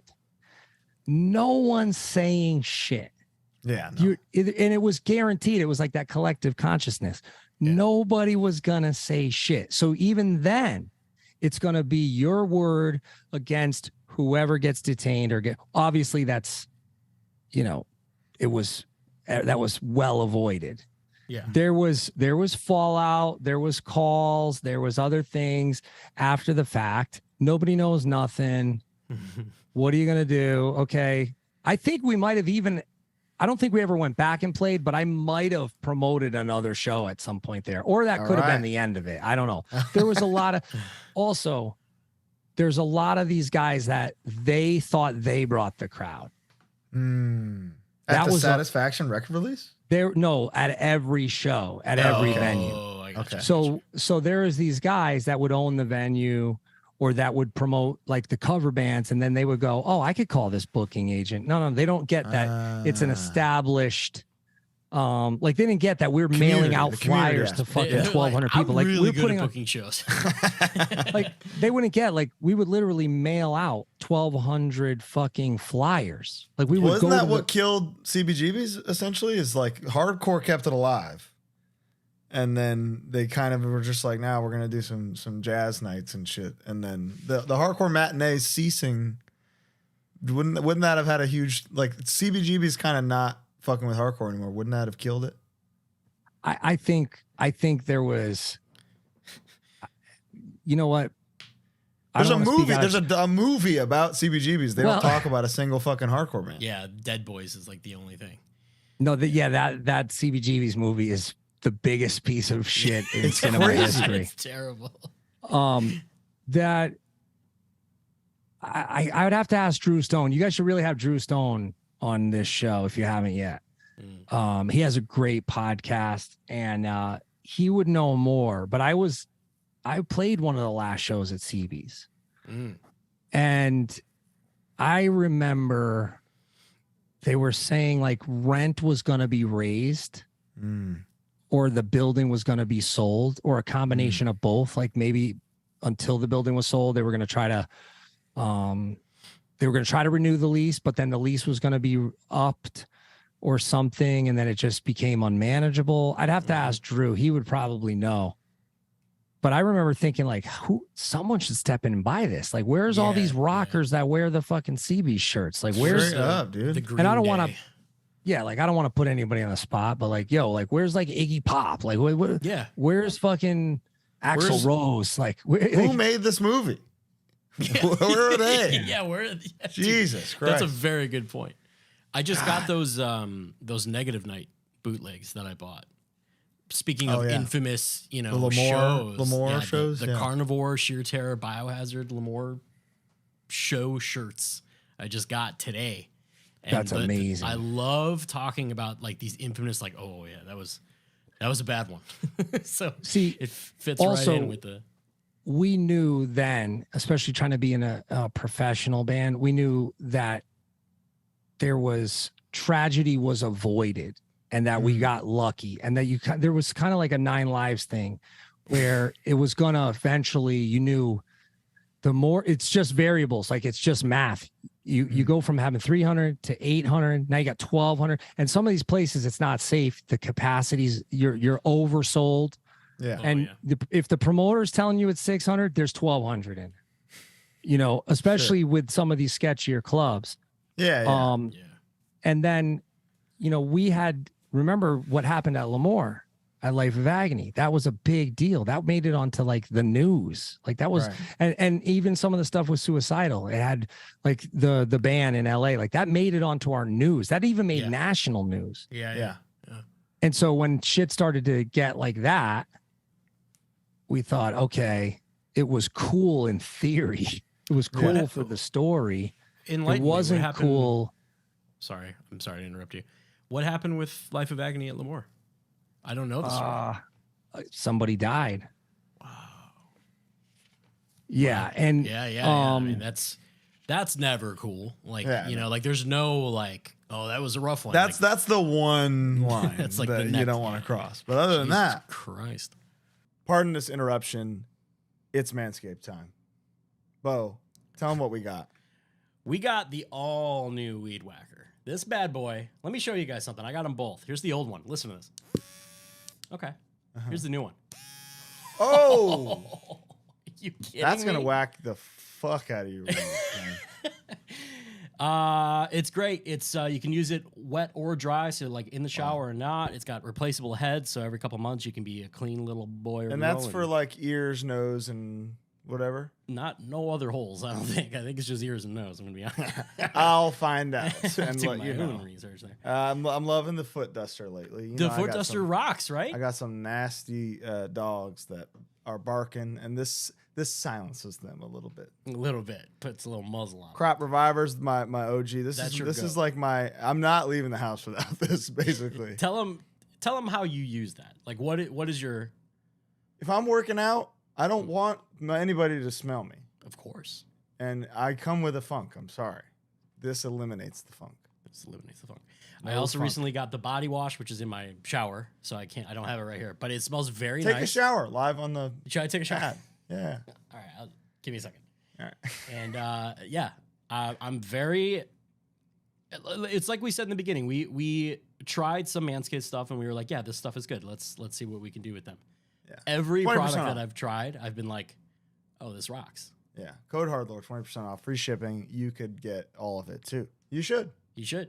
because it helps us. Helps us a lot. I would. Woo.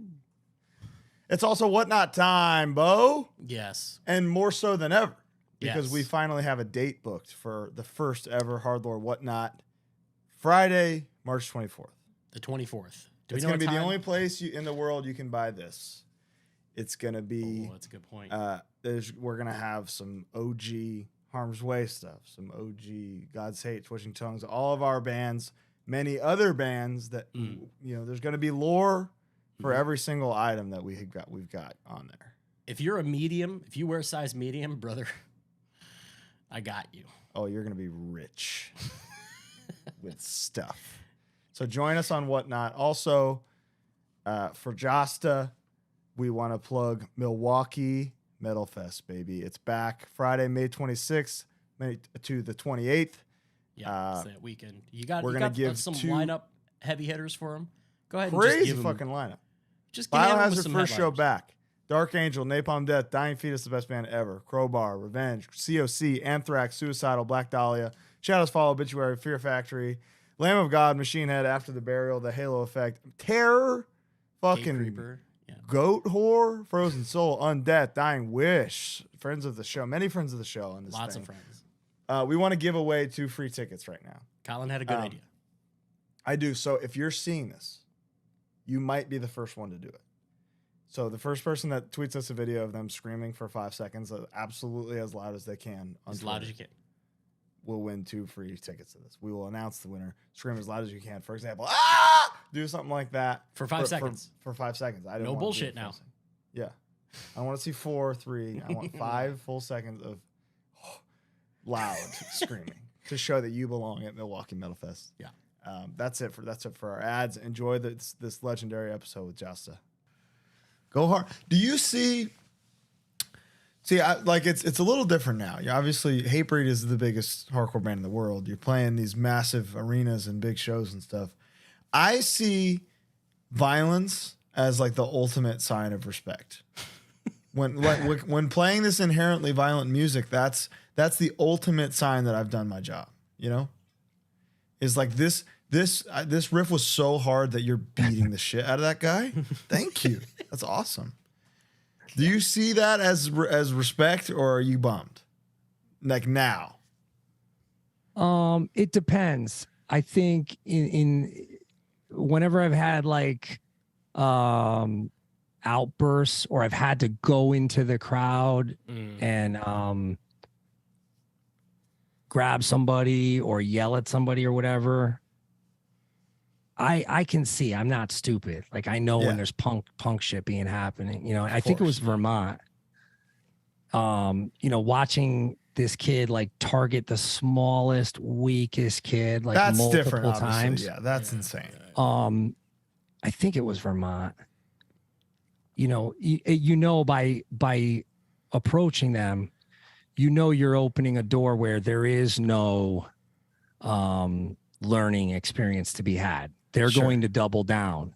They're so deep in this hole, this punk, just shitty hole, that they're not going to go, hey man, I was wrong. Sorry. They're going to go, fuck you. Yeah. It's on next time I see you. All this fake bullshit nonsense. So you know what you're getting into. That's the type of shit where I go, this is not what I was intending with the music.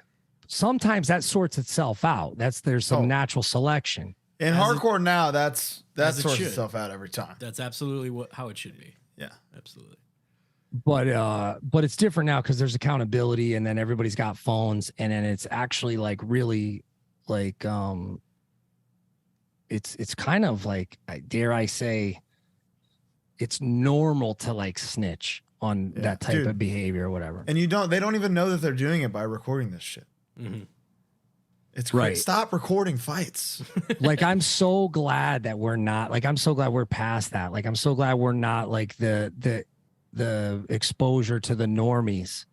Like, whenever I see these clips and then normies are seeing it and they're losing their mind, or it's like becoming viral, I'm so glad it's not us. Mind Force, the God's Hate dive. Those are all things that like by the Shaq way, sees, and he's like, what the fuck? Sick. By the way, I wanted to debut. When is this going to air?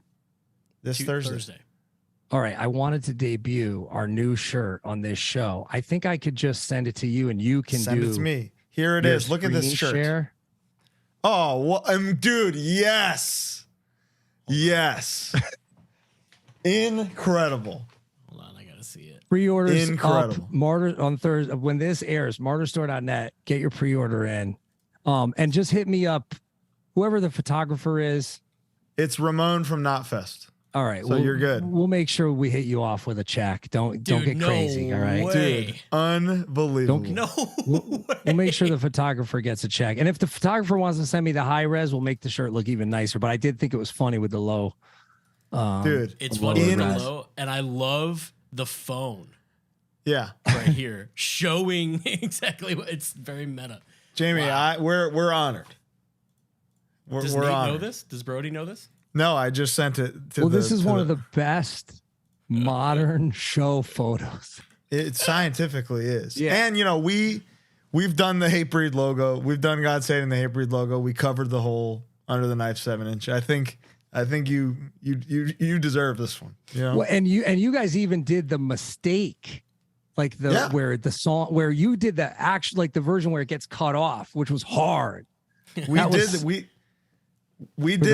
true to the 7-inch. Everybody was like, where's Not One Truth? And we're like, motherfucker, not on the 7-inch. It's filth. I think like the measure gets cut off because of the mastering or whatever. So it does. Yes. It was very conscious. I'm glad. I'm glad we can talk about this. Shout out to Wayne. Wayne is the one who really, he noticed that. Thanks, Wayne. Wayne's always got my back, man. So let's talk about now the thing that I was mistaken about, the time in between. How do you follow up Satisfaction? And was there pressure, or was there so much time that you were writing and doing your market research in your brain, Well, yeah, without the internet, it was there, but we didn't know about it. We were just here. Yeah. Like, we would go to Richmond and we're like, man, these motherfuckers in Richmond, they got money. Like, they could afford a computer and they're telling us what they're saying on the computer. And it was like mind boggling to us. Like, they would tell us like what was, and we're like, where do you see this? Like, what is this? Like, we didn't get it. And they would say that, we sold out. We're like, but the record's not out. Like, we're not even. What do you mean? What, like, they're going to because you signed. Had you already signed to Universal at the time? I don't even know. I just remember thinking, oh no, it was because we did the Danzig tour. That was like a big no because really it wasn't even that much of a ticket. Like, I want to say the tickets were $18. Then that was double or even maybe triple than some of the shows that we were doing. So I could see that complaint, but we were like, yo, the band is called Hatebreed. It's Danzig. He wrote Mother. He wants to take us out. Like, we're not getting it. We're getting the tour because he wants us to do the tour. Like, that's pretty cool. We had heard horror stories about him. Yeah. But he chose us, and he was taking like 6 feet under, and he was going to put us on the Sam Hain Danzig tour. Is he cool? He was always cool to us. And rest in peace, Todd Youth. Todd would let us stay at his hotel room if they were leaving. Really? Joey C was in the band, who's in Circle Jerks and was in Queens of the Stone Age. Like, the whole band was cool. Lazy was cool. Like, we had a good time on the tour. and we had to, like, there was nights where we had to help Danzig out. That was when we saw, like, oh, this is when your whole fan base is persnickety. Like, a lot of the, like, we were like, this is so weird. They're here, but they don't like him, or like they're here, they paid the money to get in the show, but they're like heckling him. Like, it was weird. Did they not like the whatever new album was, or what? That's I so don't bizarre. know, but there would be like issues where that was when I first got the whole mental illness and the stalking thing. And I was like, oh, now I get it why dude just goes to the bus or goes to, because there would be times where their tour manager, shout out to Gary, coach, we would call him, he'd be like, boys, can you go out and just make sure the shit's cool, and this dude needs to get punched in the face, this dude needs to just push this fool, and we would go out there and try to just make sure, like, these fans, you know, weren't gonna do something crazy, because he had that. Sean Martin was running Danzig protection for the. No, just looking out, like, you know what I mean, Okay. like just in case. I can hear Sean being like, yeah, whatever, dude. I don't give a fuck. It's fucking Danzig. Yeah. Yeah. fucking bored. Plus we're like, why are people doing this? Like, this is weird. So that That's you so start. bizarre. That was a really good time to see haters in real life and just witness it and witness human behavior and go, all right, yeah, this is what you don't want to be. This is what you don't want. You don't want to be fixated on someone and go to their show and bother them. Like, you don't want to do this. Like, use this as an example. That's mental illness for sure. So Danzig tour being a turning point, isn't what so 97 to 2002 was Satisfaction to Perseverance. But also the rollover. You see the rollover. That was important, because a lot of these kids, we would have people from older bands go like, don't worry about it. Like, the kids that are hating on you, they're not going to be around in 2 years. And they weren't. The real people stay around. Yeah. The real fans, like, stay around and support. So, and Soulfly, that was a big one too. Soulfly Neurosis. And that was only a year after Satisfaction. That was 98, right? That was really big, because that was the trial by fire of, like, oh, you got to match the prices. You got to do this. You got to do that, you know. Yeah. And it was, and that was another one where it was like Max, you know, he had like the stalkery kind of thing going on too. Like, people, you go, wow, these are your fans, but they're acting weird and they're saying shit out of the side of their neck. And like, yeah, that was a learning experience. And everything is cool now. Like, whatever we went through, it's all water under the bridge. I said what I had to say back then because I thought it was weird that, you know, Max was just going straight to the bus. Still does. Now, yeah, but now I get it. Like, your sobriety is on the line. Your life is on the line. You know what I mean? I mean, same thing with Dimebag. That guy was there and was saying, I'll be back and I'll kill everybody. He was there at Bogart's, and multiple that changed people a lot.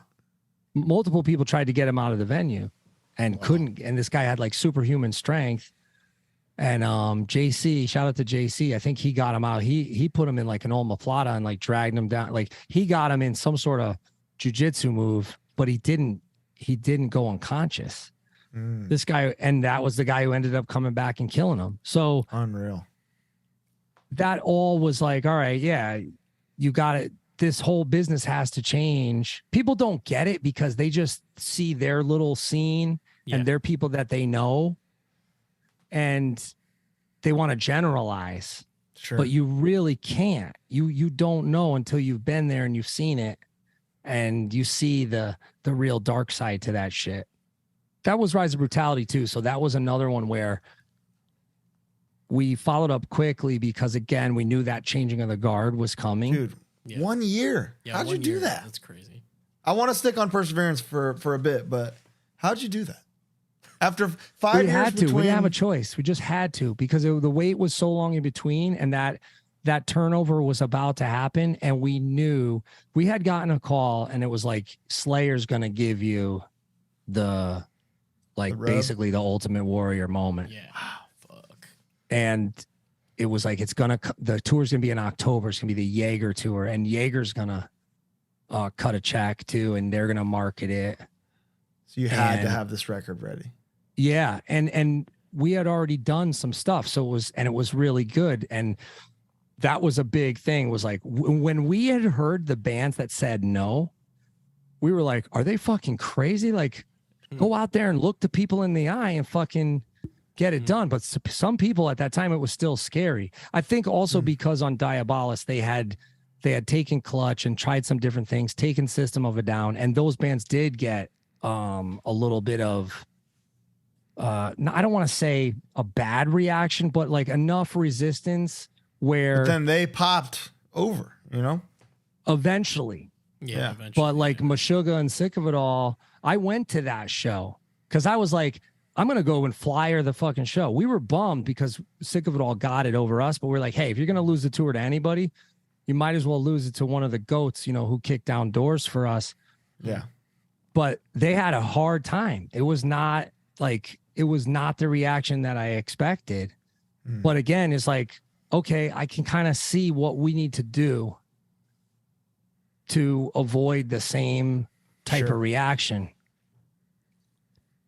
And then that was the Jaeger tour. Yeah. Yeah. And then once we got it, we were like, finally we got it. And then they took us all over the world. Then that even bled into 05, right? Because we did Unholy Alliance. But they had the Ultimate Warrior moment. They gave Slipknot the Ultimate Warrior moment. So we Slipknot took you guys a ton, right? At that time? Yeah. And that Sean really helped our case. Them taking us in 2000 and getting us on Ozzfest, that really helped our case with Slayer. Wow. Because Slipknot. those were Slipknot building gives blocks. back, man. This show is a gift from Slipknot, basically. Yeah, we can't say it. Well, Slipknot and Slayer because and Soulfly, because if you think about Soulfly really popped off before Slipknot. And Slipknot really rode that wave and really surpassed all those new metal bands, surpassed Limp Bizkit, surpassed Korn, surpassed by Machine being Head. way harder than all of Yes, way more and extreme. incorporating blast beats and then also having the cred. Like they were at the show, they were front row singing Empty Promises. They were at Milwaukee Metal Fest. They were doing other things, but also, Tattoo the Earth, even though it was a festival, by them partnering with Slayer and then also showing that they could do all these numbers in these non-traditional venues, it just helped everybody the next 2 summers, because by that point we knew we could ride it another 2 years into getting Perseverance out. We just had to survive another summer, stay above water. And then when Meshuggah and us were up for the second stage, it was whoever sold more records was going to get like the slot right before Down. And then I think we ended up selling a little bit more, and then we got the slot right before Down, which was a great. This is Rise of Brutality or Perseverance? Well, this was Perseverance. Okay. This was 2002, but so I don't think without that reaction at Ozzfest 2002, and admittedly, it was the perfect slot, right? Because Down probably got paid way more money to close that stage. They had to bear the brunt of people heading towards the main stage. And with Meshuggah being, the type of band that they are, it's more thinking man's metal. It's different time signatures, and they're one of the greatest ever to do it. But we putting us in between those two bands that are just a totally different vibe. It just added to this reaction of hard pitting, everybody, getting the logo tattooed, buying the merch, really creating this groundswell that it then became a case for us to, get those Slayer tours, and not lose it to, bands that were, comparable at the time. You busted your ass to the point where Slayer had to have you rather than fighting for it. Well, we had heard that was a big deal. Like we had heard oh, Slayer played Salt Lake. My buddy called me from Salt Lake and was like, dude, it's fucking Slayer was here last night. They were wearing your shirt. Kerry King was wearing your shirt. Hanneman had a sticker on your guitar, on his guitar. Like it was a big deal, but that was still in the, I had an email, but I didn't check it. It was like a free, it came with a disc, like it came in the mail. The AOL. Yeah. It was like you dialed it up. Like my stepmom was showing me how to work it. They FedExed me a picture of him on stage with the shirt. I was like, wow. I guess Victory had sent him the shirt or whatever. So it was like luck meeting preparedness. It's just grind it out. And then, have them give you the cosign, which every band needs. Yeah, Absolutely. Yeah. Was getting off Victory a reason behind Perseverance taking so long? Yes. Yeah. Because they had to buy us out of the contract, and that took forever. And there was other shit like, and it just goes, you know I've been saying it for years and years. It was like, this is why you have to have a good attorney. You never want to sign deals in perpetuity. You never want to sign away your publishing. You never want to sign, like, I don't think any of these contracts should even be longer than 5 years. Agreed. Because Victory didn't have any hand in getting us on these tours. No. And, all those bands they subsequently signed, they signed with our money. Yes. So, And they signed like it was. Scott would tell us about when Victory signed Buried Alive. Saying like he was unhappy. Tony was unhappy with the mix because it didn't sound like Satisfaction. Yeah, see, he didn't like our record because we didn't do gang vocals. We were like, nah, you already got Strife. Like, we're just doing our own thing. Like, we're not gonna. And and he was like, you gotta have the gang vocals, and we're like, no, it's got to be different. And we love Strife. I still love Strife. But they already had that. You got not one truth. They got one truth. Yeah. So which one is it? Yeah. Make up your mind. I go with not one truth. Personally. See, that line we had before they had one truth. Because it was like, it was on your demo. It was something, but it was something like that had to do with the Hieronymus Bosch artwork. I forget. It was like Hieronymus Bosch. I think it's been in the public domain for, I don't know, 300 years. And that was the thing I learned about, was like, oh, you could use use this art that's in the public domain. It's all ours, dude. Any military imagery, public domain. But there was like articles written about him. Like, this is back in the microfiche and in the library days. Oh, wow. And so there would be captions to the paintings, or there would be like art critics talking about the paintings and what inspired the paintings, or I forget. And I just remembered I wrote that down out of it was like, yeah, it was. So you saw one truth on some painting and you were like, that's bullshit. No, the quote was, there is not one truth. Oh, okay. Cast into stone, only lies cast into flames. And it was accompanying this Like a painting. it was like a Hieronymus Bosch like a painting. And I said to the screen printer, yo, I want to use this on a shirt. It was a shirt before it was a song, just like Destroy Everything. Wow. Like you That's said, some hard that's fucking horse lore. in front of the cart right there, or other way around, but you know what I mean. Wow. It was like some anti-biblical shit or something. And so I was using that as like the hook, like, oh, you got to have a hook. There was multiple people who were purveyors of the hook early on. Got it. I love a hook, dude. John Popper. Oh yeah. Pre-op Johnny Pop.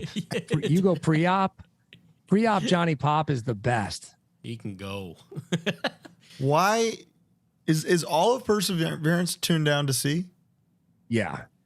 Was that a conscious decision for that record, or is Satisfaction C sharp? It's a standard for sure, right? The tunings is a weird thing that again goes back to the demo, because the demo I think is slightly out of tune. Mm-hmm. So just tuned to itself, like whatever. I'm in this, okay. Right? Pantera, Right? Yeah. Yeah, right. They used to call it Texas tuning or whatever. Yeah, Nice. A445. Once you get in, you have to have like a real tuner, and you have to put a battery in it or whatever. You got to plug it in. Like, then the shit changes. I just left that to the guitar players. Like, even now, I actually prefer the higher tunings now. Yeah. Hey man, Metallica. And even Slayer, they're only what? Slayer, E half flat. step. Yeah. Look at Municipal. When they started popping off, I felt like, yeah, if you're coming up with hooks, if you're coming up with hard riffs and hooks in standard tuning, like you're like, it's a show off. Like, you're like, I don't need to be tuned to Q. Like, that is the thing. I mean, if your riff is hard in E standard, it's objectively hard. If you don't have to tune it down for it to for me to Spinkick, you've done something. Yeah. Great. I mean, dude, I'm from the era where like people were bummed on Wolverine Blues. They were bummed on Heartwork, and you go, "What are you out of your mind? That's crazy. Like, what is wrong with you?" But that was the thing. It was like there's no grind. Like listen to necroticism. Listen to, and you're like, bro, they're coming with hooks. They're coming with hits. Like this is hard. Like, I got dreams, a problem with bro. straight up Embodiment? We would do that on our Jasta shows, like on our Jasta and Friends tour. We would do that. We would fucking come out to that, and I would intro the band. And people would be like, "What is he doing?" What? When did you have the idea to start Rise of Brutality with the Perseverance outro? This is probably Colin's like favorite thing. Yo, this shaped my brain, the way that I look at music. I perceived music differently when I heard Rise of Brutality start. I was like, wait, I've heard this. Yeah, wait. What? So there was who did it? Shit. Actually, it might have been Bad Brains. Did Bad Brains do it? Eye Against Eye. Somebody else had done it. Now I'm gonna fuck it up. You might have to just come. We might have to put this in the show notes because I don't want to. Didn't they re-record Eye Against Eye on Quickness? They did it on Quickness and Eye Against Eye for sure. It's the Eye Against Eye intro, and I remember this because Mackie plays it fucking wild. Mackie's somebody like had a closer. Somebody had like a closer outro that went into the opener on the next album. I gotta figure it out. I want to make sure I give him the props. It doesn't look like it's Bad Brains. At least on these Shit.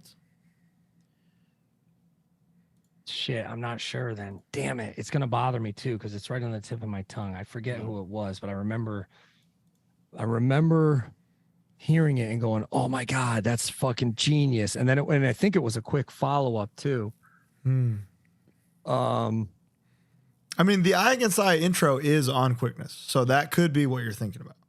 That I know for a fact. Yes. Is it? Yes, because Mackie plays it way crazier than it is on Eye Against Eye. Is very concise on and like it sounds like it's to a click track. Quickness, there's not a fucking chance that is to a click track. Right. Okay. It could have been them, but I think it's somebody else.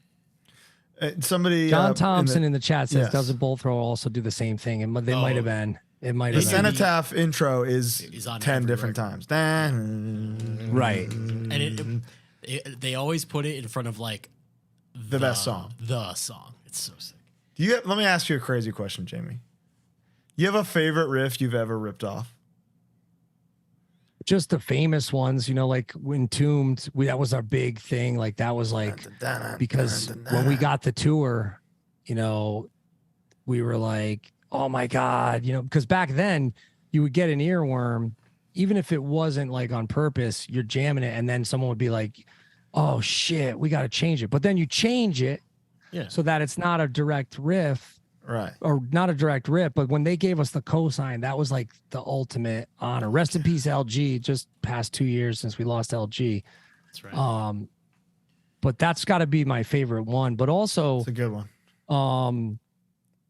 Was Demon Puritan?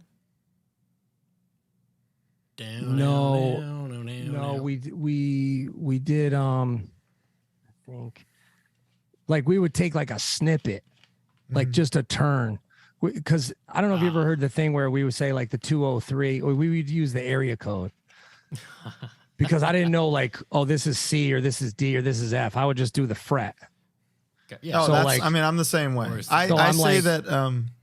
So if a riff similar, I'm like, all right, change up the turn. You go, all right, give me like a 310. Give me a fucking, give me a Maryland. Give me a Baltimore, or give me a Western Mass, like a 413.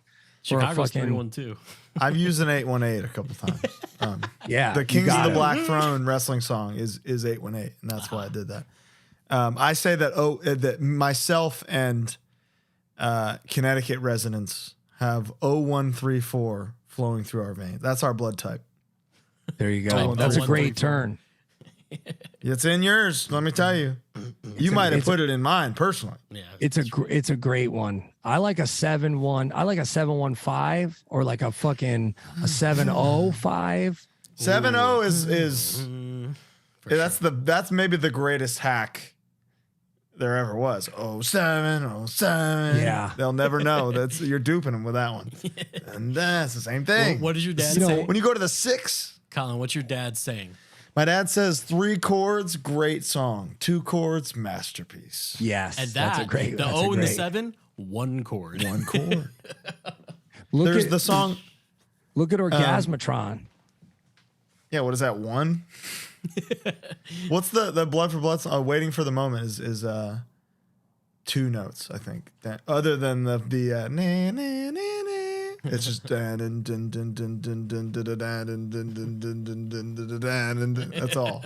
That's a good one. When we Great. toured with Damage Plan, we were in Des Moines, and Dime was like, "Man, fucking Perseverance is so hard." He's like, "Did y'all like, maybe like did you get that like from the End of Domination and like or what was like how did you fall on like that pattern?" And I was like, I was just trying to jam some shit like Helmet Meantime, and he was like, "Me too." And so like we both Whoa. Wow. we both owed Helmet a sandwich. Na-na-na.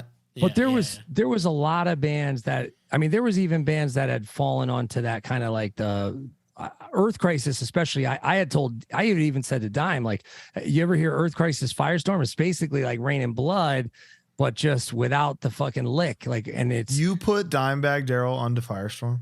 he hadn't heard them. But he had a great, like, he was the one who really like made me think like, yeah, you got to have a playlist before you go out. Like, you really got to get pumped up. Like, I used to always get stressed out because I would be dealing with the guests, or I'd be dealing with like, all these dudes who show up who want to be on the guest list and then they want to be in the dressing room. That was the first time where I was like, oh wow, they have it locked down where they're just vibing so they could go out and have a great show. And I would go in there while they were vibing, and they would have everything from like, because we really bonded on Halford Resurrection, because I got that fucking cassette single, and at Phoenix Records, shout out to Phoenix Records in Waterbury, I got that cassette single, and I was like, whoa, Halford is going hard. Like, that's what I'm talking about. Like, don't like, you should just go harder. You shouldn't try to go more commercial. Always go harder. Just go harder. It's a recipe for success. And Halford, Preach. and then he showed, I heard him playing Resurrection, and I bust in there. I'm like, oh my God, I fucking love this record. And he shows me the Halford tattoo. And then we started talking about Prong. I was like, oh, snap your fingers, snap your neck. We talked about Helmet. We talked about obviously, like, Biohazard, Machine Head, like all the bands that they took on tour, Sepultura. I love it. I love to hear that he loved all that shit. I got something for you. When we toured with Cannibal Corpse, Hate Eternal was direct, and Eric Rutan of Morbid Angel, Hate Eternal, now Cannibal Corpse, and recorded all their fucking shit, said that when Perseverance came out, he listened to it every day for 2 years. Wow. Dude, that's awesome. That's high praise coming from the master. Straight up. When we do the documentary, we got to get him in it. Him and Ben Falgout from Goat Horn, Soylent Green. Like, Ben broke his legs and like thought he wasn't gonna walk again, and he said he listened to the record. I was like, dude, this is like, you got to say this in our documentary and make us look cool. I'm like, this is fucking awesome. But yeah, Perseverance is basically auditory DDP yoga. It's the same straight up. thing. that's awesome. Dude, that's the best thing Rutan I've was ever heard. like, yeah, man, I fucking Hatebreed, man. Like, he was. That was what we bonded over, because like, wow, us and Hate Eternal would share green rooms often on that tour, and it was just like, oh, you guys are into hardcore. Are you into Hatebreed? We were like, yeah, and that was where it went. Dude, you know, that's every great. day He's for the 2 best. years. He's the best. We took Hate Eternal on Rise of Brutality. That was a big thing. We wanted to, because we had gotten away from that for a couple of years of trying to unite the scenes, but that was a lot of the bands that we had come up playing with. Like, we play, we would open for Suffocation, or we would play with Internal Bleeding, play with a lot of the death metal bands, and I would book a lot of the death metal shows too. So when we got to take out, we wanted to do a half hardcore, half death metal bill. So we did Terror, Madball, Cephalic Carnage, Hate Eternal, and that was a great tour. We had an amazing time. Yeah, Rutan is a legend. He's the best. I really hope that for next year, we tried really hard to get Hate Eternal on Milwaukee Metal Fest. And and I have crushes notes me. here. I have notes here. I got to plug that original Biohazard lineup. First show back, Friday, May 26th, Milwaukee Metal Fest. Get your tickets. And How about you want to send us like an ad copy thing, and I'll put it in with the ads in the middle of the episode. Yeah. Sure, yeah, and we'll give you We'll some plug it tickets to real give good. away and stuff too. Oh, that'd be huge, dude. That crushes me. It's an hour and a half away from Chicago. Our dear friend, both of us, our dear friend is getting married that weekend. Yeah. Because we unable to tried. attend. I thought like Tim had reached out to you guys. Yeah, No, tried we didn't and- get anything. Probably would have missed the wedding.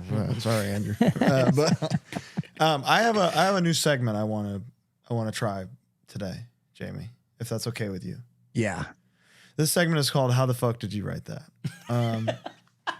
You know the song Doomsayer? Yes, there's a video. How the fuck did you write that?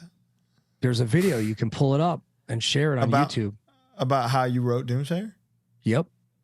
It's I was jamming with Chris from Poison the Well.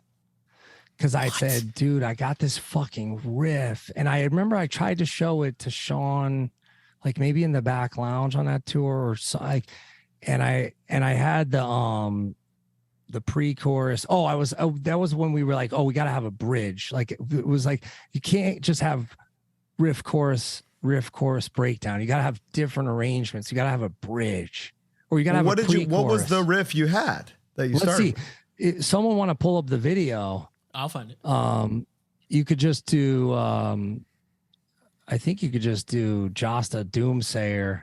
Someone sent me the video and I was like, who posted this? It might have been, it had to have been Chris from Poison the Well or someone who Did you knows who have the posted breakdown section first? Is that what you had? Because that's in my top 3. And we can segue into that for you. Top 3 spin kick riffs of all time is Doomsayer. Man, what do I owe you for all this? I mean, this is This is it. You did it. You're By coming on, this is it. This is enough. Finding. Oh wait, Jamey Hatebreed writing and playing Doomsayer in 2002. Yeah, there was like video. Can you share that video? Yeah, of course. Yeah, we can. I'll pop it in now. Here it is. Here's Jamey writing And Doomsayer. I'll put it in the chat for everybody too. Yeah. Let's do double bass all the time. All right.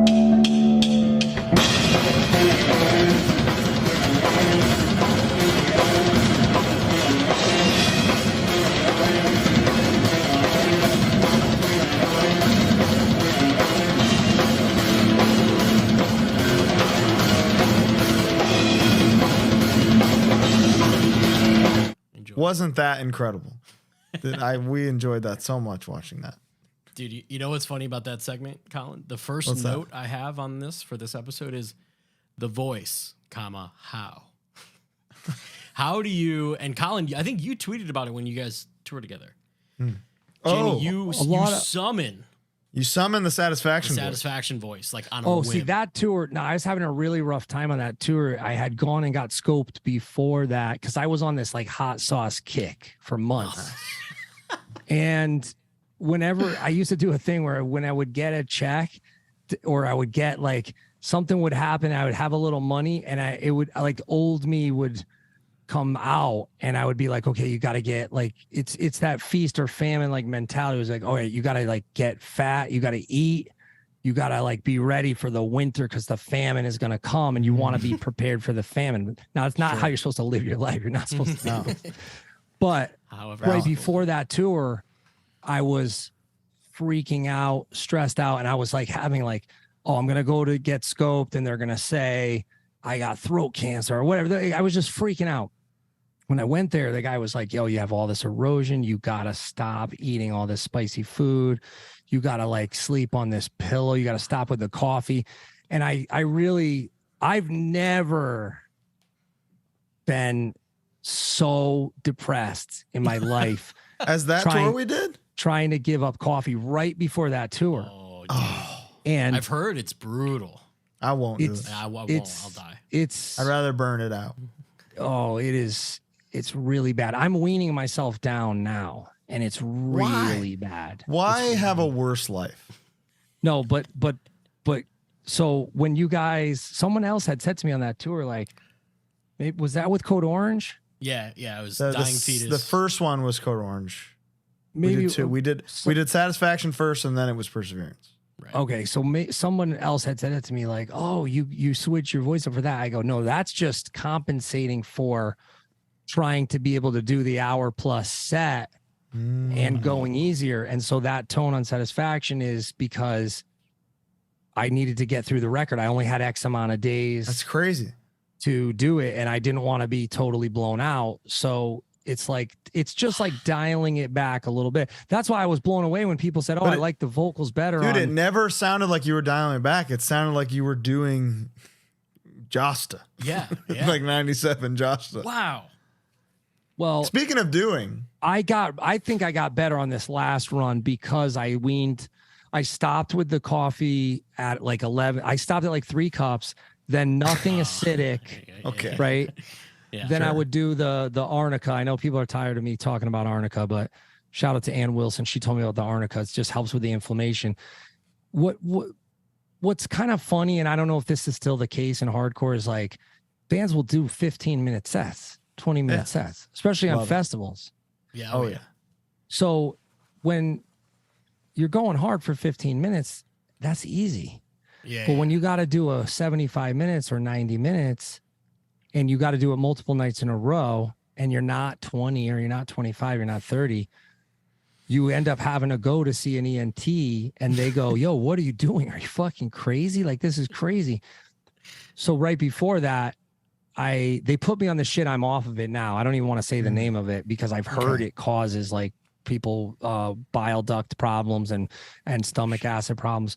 And I had heard of people trying to get off this drug, and it's just I guess it's like a proton pump inhibitor or something, where it just stops the production of the acid and it throws your whole body chemistry off.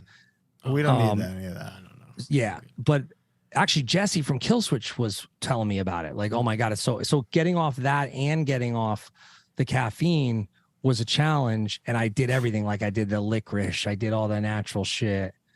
DGL is one you could look up that helps with acid reflux.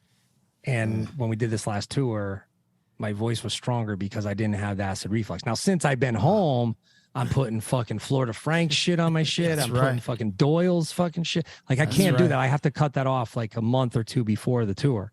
Wow, I haven't tried Frank's, but Doyle's hot sauce is pretty good. It's amazing. It's pretty amazing. Good. It's not even you hot. love hot it's sauce, just flavorful. Jamie, that's your big vice, hot sauce? No,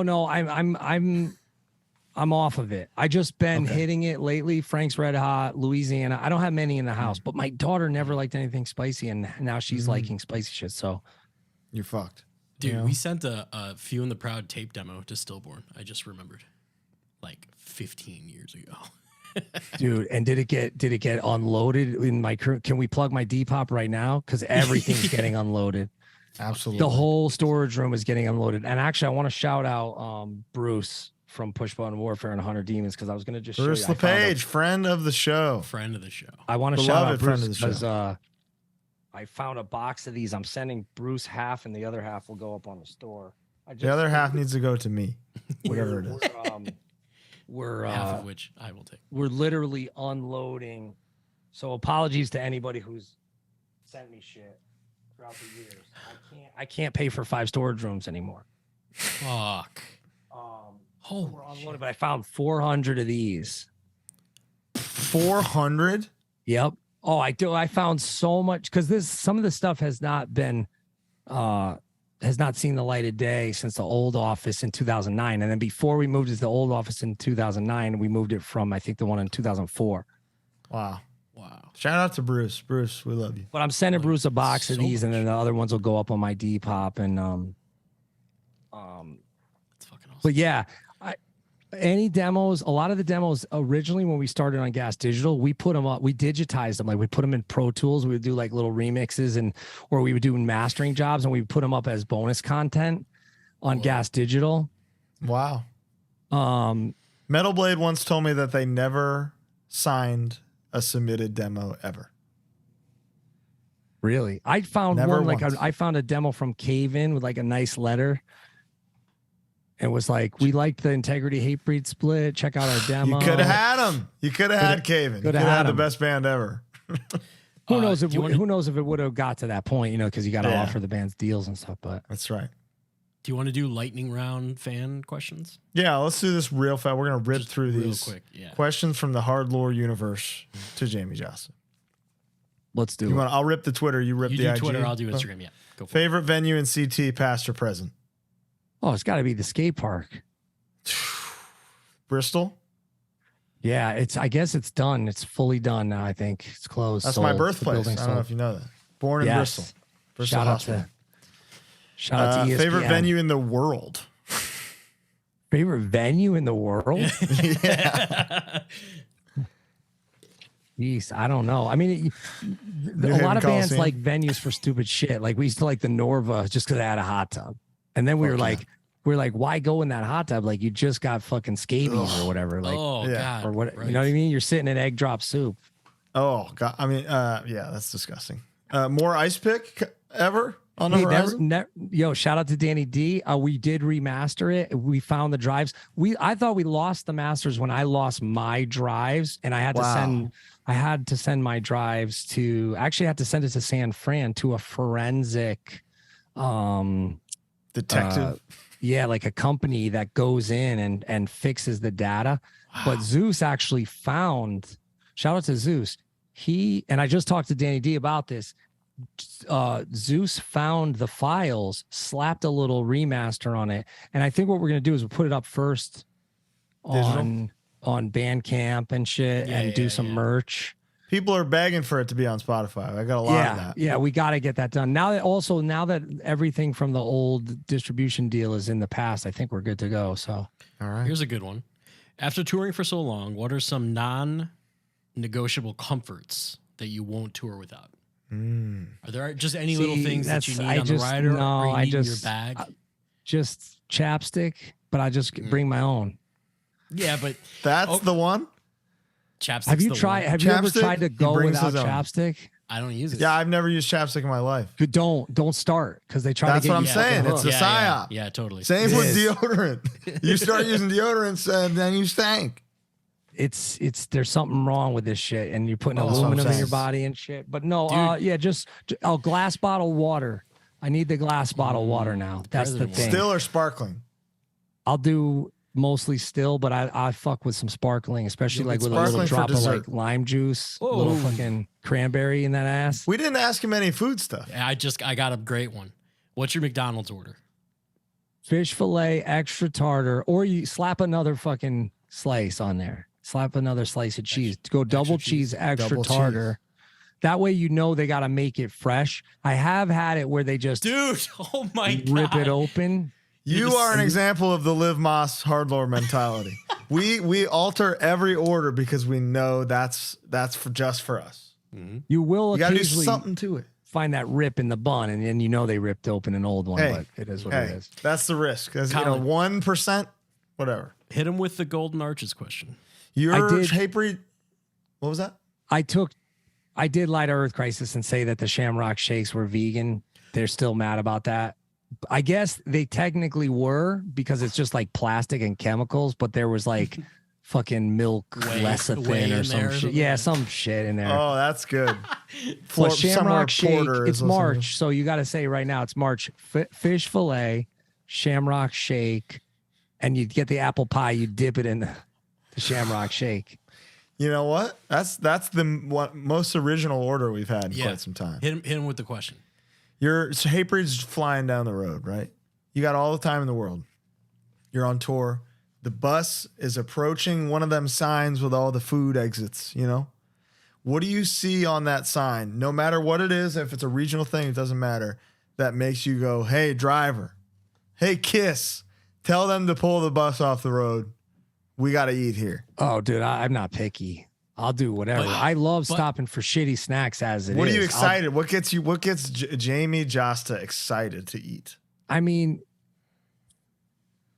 I'll fuck up a Flying J like hot bar, like one of the wackiest, like most dangerous ones. Like I'll fuck up Dude, those churros at taquitos? Love. The taquito? Yeah. I'll fuck up a fucking cheese filled like sausage at a fucking TA. Dude. So you'll eat like a 7-Eleven pizza? I don't really like you know what I like at 7-Eleven is the cheese is like the fucking what's the thing where it's like it's shit. I don't know the like name the of donut? it. It's almost donut. no, it's almost like a Euro. It's almost like a Euro sausage. I don't know what the fuck. It's not a brat. It might be like a brat with some like. Is it the cheese filled sauce hot dog thing? I used to love a 7-Eleven hot dog. 7-Eleven in Honestly, Japan is one of the greatest experience That's anybody so can Oh, have. dude, that Family Mart in Japan. Yeah, Better AM, gyoza than 5-star Japanese Gourmet places food. here. Michelin star gyoza in the 7-Eleven. Dude, Japan. AM PM has like some sort of like ramen bar thing in there where if you zoom in, it's like you're in the never ending story when the horse goes down. It's like water and fucking grass is coming up and shit. It's So your amazing. answer for the one place you would stop That is you'd Flying be J? excited about. You're No, like, I fuck just- yeah, yo, it's Flying J, go. Well, listen, if you're down for the core, you know about like a split tape, split 7-inch, split Yeah. shirt. You know, you're down for the split. So like back when they split the fucking when Pepsi bought up all the shit and they were like, fuck it, we're gonna fucking save on rent. We'll do a split restaurant. yeah. Yeah. Oh, yeah. You split up a fucking KFC. KFC, Taco Bell. Oh, KFC Taco dude. Bell Pizza Hut combo. That's a great pick. Two fried breasts. Like we did that like multiple times. Like what was that thing called? It was like Double Double down. down. It's double back. down. It's back. It's back right now. Yeah, So- double down was evil. That you We got Jim, that going for us. you were dehydrated for weeks after that. Yeah, it'll take a couple of years off your life. This is a fun question. Who has done the best Hatebreed cover? I don't know. There's been a lot of good ones recently. Escuela Grind did one I liked. They did Filth. You Nice. guys, you know, that was nice. You got the new generation, you know. We did the getting whole into thing. us. You know, it's, I mean, that's high. You know, there you go. That's a high praise. What about and that was fun. Taylor recorded that for free just because he wanted to hear it. It's so what, sick. what a guy? You And know? just here's one, just so that you know, you don't have to answer. We already went over, it, but just so you know, we weren't making this up. Someone said stories from the Satisfaction record release. So that's real like thing. a real. It's out there in the ether that, you know. No, Here's and one. listen, I get it. Like if somebody's hero moment is another moment where somebody's been bullied and is a victim. And so It's true. who am I to take someone's experience away from them? Right? Like and somebody being in the wrong Yeah. in one story, someone's totally justified in another story. And back then, melees of the most insane fucking level would happen a lot, and you got to just kind of like become numb to it and not get in the middle of it and just move on to the course. next gig. Yeah. But for some people it's like a life-changing, life-defining event. For me, I had already been like fucking my cheek broken doing the door, you know, people trying to rob me of the door money. I've, you know, been hit in the head with a bat. Like I had like at that point, you know, I have scars all over my head from just being from 6th to 9th grade. Like, so at that point, being in a band and playing shows where, you know, somebody gets punched in the face, to me, it was like, hey, no big deal. Let's figure It's it a out. show. We got a Well, next you show weren't to looking do. at that for what it actually was, where it was like this moment is they're doing this for you. You did that. It's You your know? fault. You made that happen. What do you mean? Like, well, no, That was for you. They said, Jamie, this is what we're doing. We're doing this for you. Jamie, So look! we love your album. I'm gonna beat the shit out of this guy because I love your album. but That's if, beautiful. If someone was if someone was also in the wrong that was working at the venue, who believes that they're in the right, I mean, Darth Vader is the hero in his own narrative. You know? right? I mean, we went we through a have whole a- time where the villain was. I mean, people loved the villain. So Yeah. if we have a were, thing. I'm so sorry. I was just gonna say, if we or our friends or another band on the bill, if we were looked at as the villains because of that, oh There's well. nothing villainous. Yeah, you did right. you did great. You did a good job. We have a thing real quick with that was our an episode a couple of weeks ago called the Masterkiller tier list. We consider there's good albums, there's great albums, there's Masterkiller, which is just a cut above. You know, like albums like Thriller, Rain and Blood. Those are all Masterkiller. Death of Desire. Yeah. Satisfaction. Man, what are your Masterkiller tier records? You know, I used to be so bummed. I would do the door. You know how many Marauder shows I booked with like 60 people, 40 people. And I would go. That's why we're here doing the Lord's work. I would go, this is like, have you heard the record? Like they got signed Ascension Media. They toured with Fear Factory. We would put that on the flyer. Yeah. And, toured with Fear Factory? Like you would like, you know what, you give the list of shows to the radio station and be like, check this one out. Like, listen to this record. And then the radio station wouldn't play it. And you would go, what the fuck? The production's awesome. The songs are great. It's like, the what best. The fuck? It's the best production ever. That's so I'm happy some of the that criteria.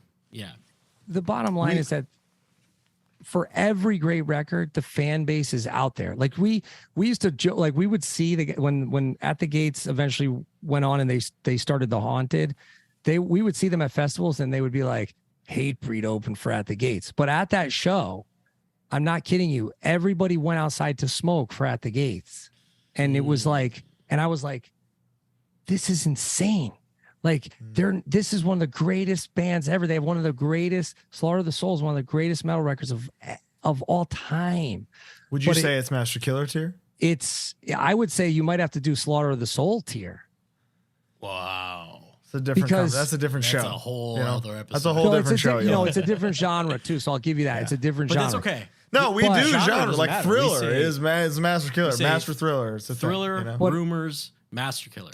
But so we would see The Haunted, and we would talk about that show because it was Sick of It All, Napalm Death, At the Gates, Hatebreed, Sub-Zero, and maybe there was 150 people at the show.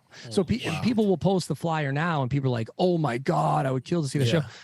But when we would see The Haunted, we would joke around and be like, that like you guys literally started like an entire genre. Like I'm not kidding you. Like right after you fucking left and you went back.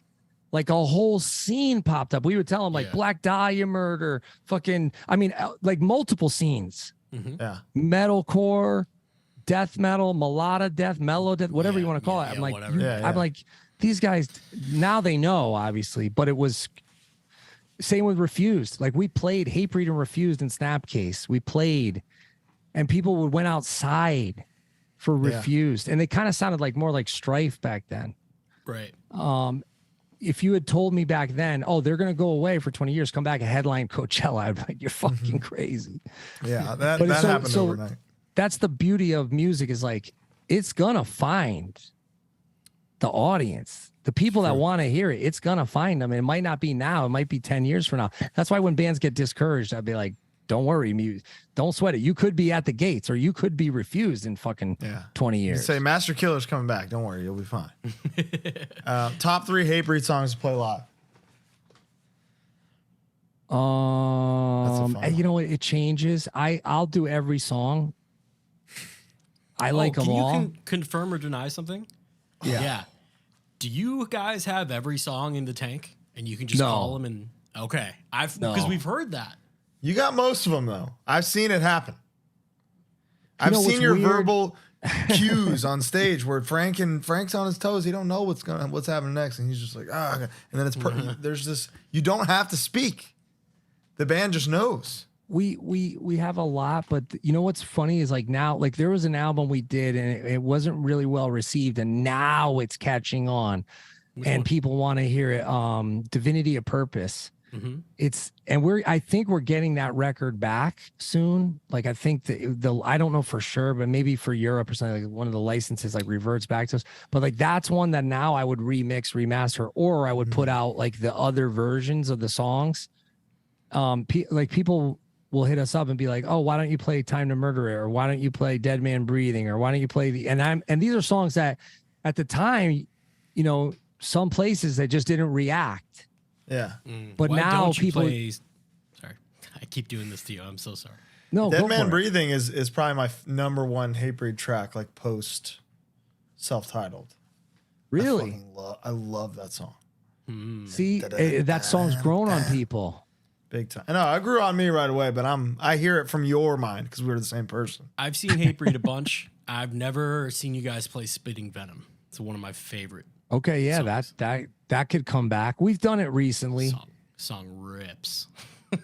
That you know what, people like self-titled now too. Like people ask us to play Hands of a Dying Man. They ask us to play Merciless Tide. There's some cuts. You know that's we made the mistake on that record and didn't like. I call it the Monty Connor trick. Like Monty, shout out to Monty. He said you always go with the Trojan horse song. You go with the fast, heavy song first. We should have did that on self-titled. We should have led with Merciless Tide. It's John Frank's fault. We led with In Ashes, which became a mild hit, but it was too different at the time. But Merciless Tide or Pollution of the Soul were, to me, you buried them. They were way down there. It's like track 11 and 13 or something, right? We should have. When we went with Merciless Tide as the second track or whatever, then people were like, "Oh, okay, maybe the record will be all right." But you know, you live and you learn. There's no blueprint. You just gotta. I think it'll find its audience eventually. Someone will find the songs and they'll go, "That's my jam." So it's good not to take any of this shit personal. Like when people don't like it. Absolutely. 2 questions from Quincy Punks. When are you playing Brockton? Shout out to Brockton. Yeah. And so there's a theme on this show that we ask every Let's close guest. with this. Yeah. I think we don't want to take up any more of your time. It's been 3 hours. We'll close with this. This is a good one. This is something we ask everybody at this point. The question is, who do you do? Who does Jamey do? Who were the front men you saw? 3 or 4 guys where you were like, that's me. I'm going to do that. Where you subconsciously bring in what they're doing on stage, what they're doing with their voices into what you're doing. Well, a buddy of mine, John, we call him Pugs. Shout out to Pugs. He had a tape of Cro-Mags at City Gardens where John has like the fresh chest tattoos. Like they're still covered up in bandages.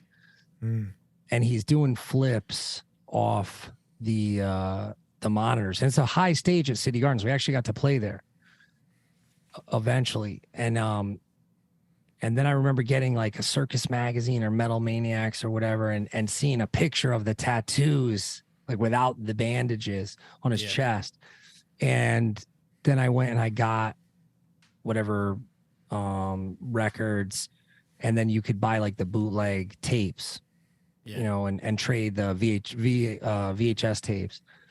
And I always thought he had a great energy, but it's different because it's different beats. It's different. Like he has a different rhythm than I do. But I also thought there was times where I could feel like he was looking directly at like certain people in the crowd. And I thought, okay, he's good at like connecting with people. There's other times where you know, frontman was just kind of like talking outwardly to the crowd. There's a famous tape of Freddie from Madball going like, "Don't you punch me in the dick, motherfucker. I'll punch you in the," or whatever. And he would go right to the front and command the people and look people dead in the eye. And because that's how it was. Like a lot of times when you go to towns and you're playing this heavy, hard music, you have people that want to test you, you have people that want to size you up. And so I think him, Roger too, like Roger, when he had the long hair and he was going nuts. Very sick. So hard. But he didn't so much as like engage with people in the crowd as Freddie did. I think Freddie kind of took that to a better, he's really engaging and just, you know, just hard, just a menacing, but still like you wanted to be his friend, like hard, but you knew, like, oh, I gotta go talk to this dude after the show. Yeah. You know, you like, and especially like with John, I think because of that, I could never be that athletic. Like I remember trying to dive off the monitor and I just fell like flat on my face. Like the crowd didn't even catch me. So I was like, all right, I'm not gonna do any John Joseph's, you know, City Gardens moves, but those 3, it's a good 3. I mean, I love that singer in the biggest hardcore band ever references the other biggest hardcore bands. To like, I mean, influential hardcore. Like, well, how what's the percentage of Hatebreed fans that have never heard another hardcore band? You know.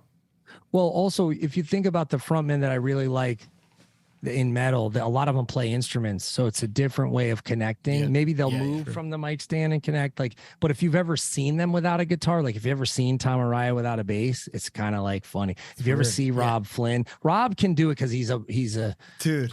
They don't know what to do. yeah, they don't. Know what to do. But Rob is great. That's a great.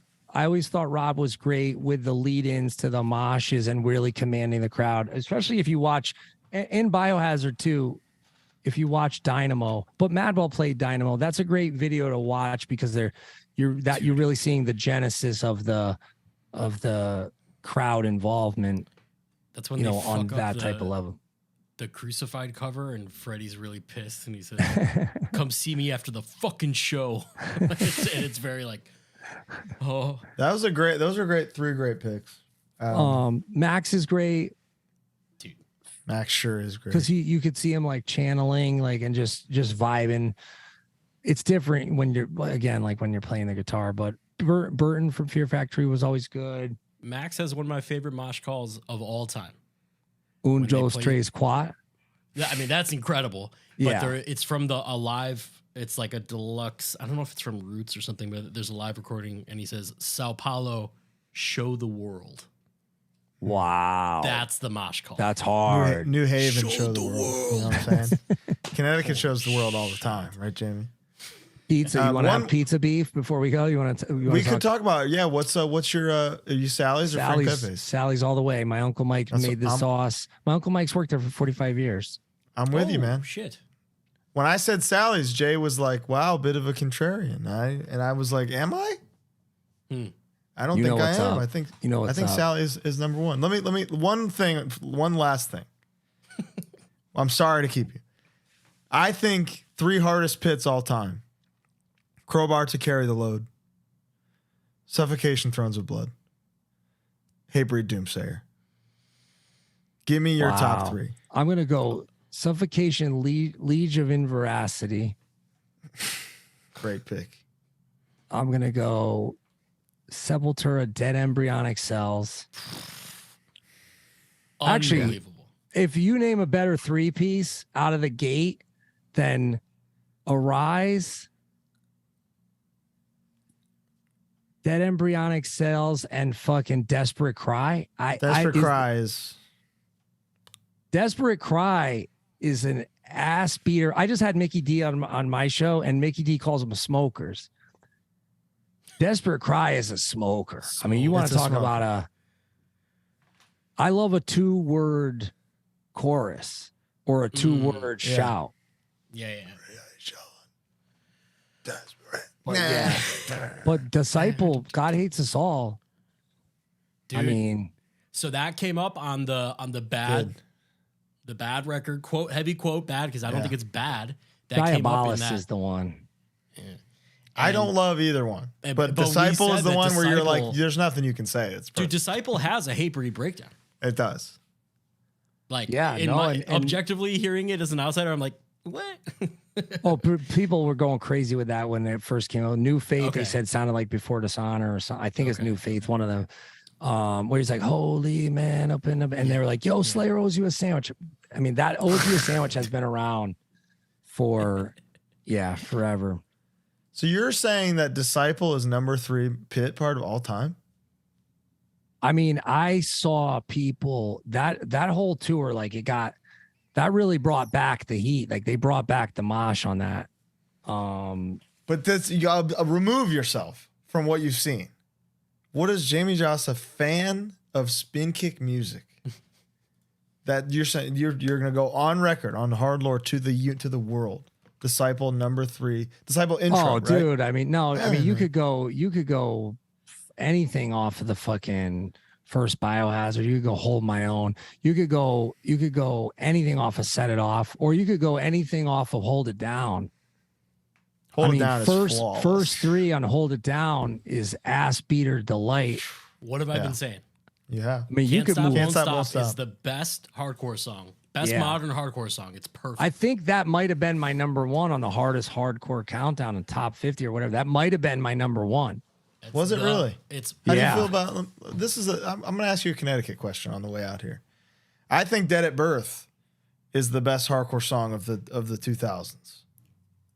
See, 2000 to 2010. that's a good one. See, you know what? I'm too close to it because I was like, to me, when I put out Last Days, I thought this is going to be the biggest band. Like, I really thought like this is going to be the one. And then I had people like, once you realize there's a whole world outside of the, like the, Connecticut.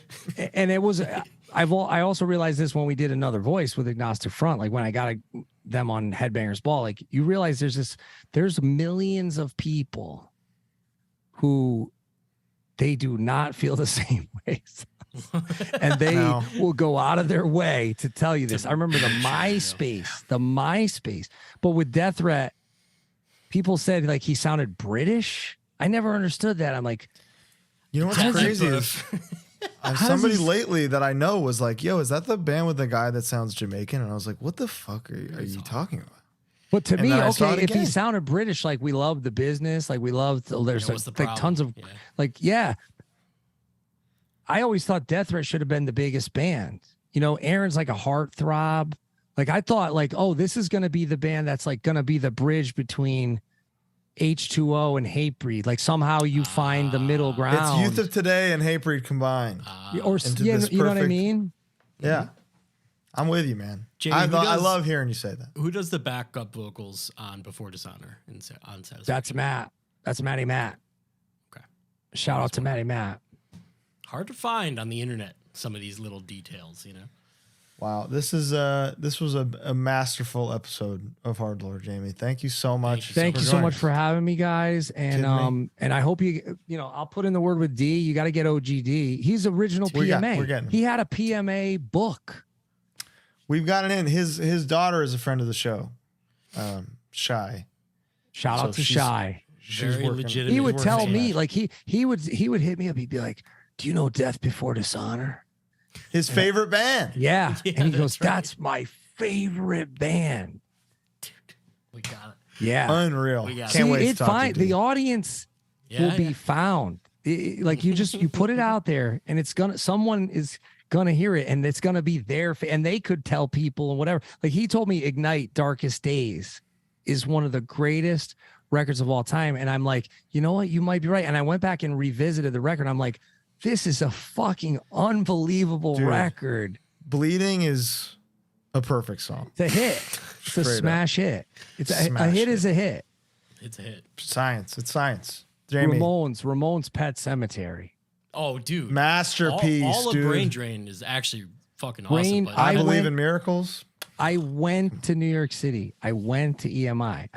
Had all the meetings, and I went to Toad's place and I saw Ramones in a van outside, and I go, how is this possible that Ramones is in a van? And when I got to a meeting, they said, so what do you think? Like, what? And I go, we want to be like the Ramones of fucking heavy music, like just solid. Like you just got hits, but you're not, Yeah. like the biggest band in the world, but your shirts are everywhere.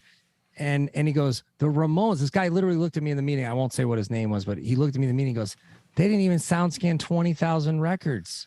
At that time, they hadn't sound scanned 20,000 records yet on Brain Drain. I think maybe even after like 30 years, I think maybe it's at like 30,000 or 35,000 sound scans. Someone should crime. check that. It's their best record. that is a crime. Crime. And so, when Satisfaction got to like 250,000 records, and now it's way past that, but at that time on SoundScan, re-entering the Billboard charts, Yeah. that's when the weight of it hit me. Like, you sold like almost 100 10 times Brain or Drain. whatever. Like Yeah. the fucking, Yeah. it was crazy. Yeah, Wow. yeah, 10 times. I'm Brian Williams in the shit out of it. You did great. Don't worry.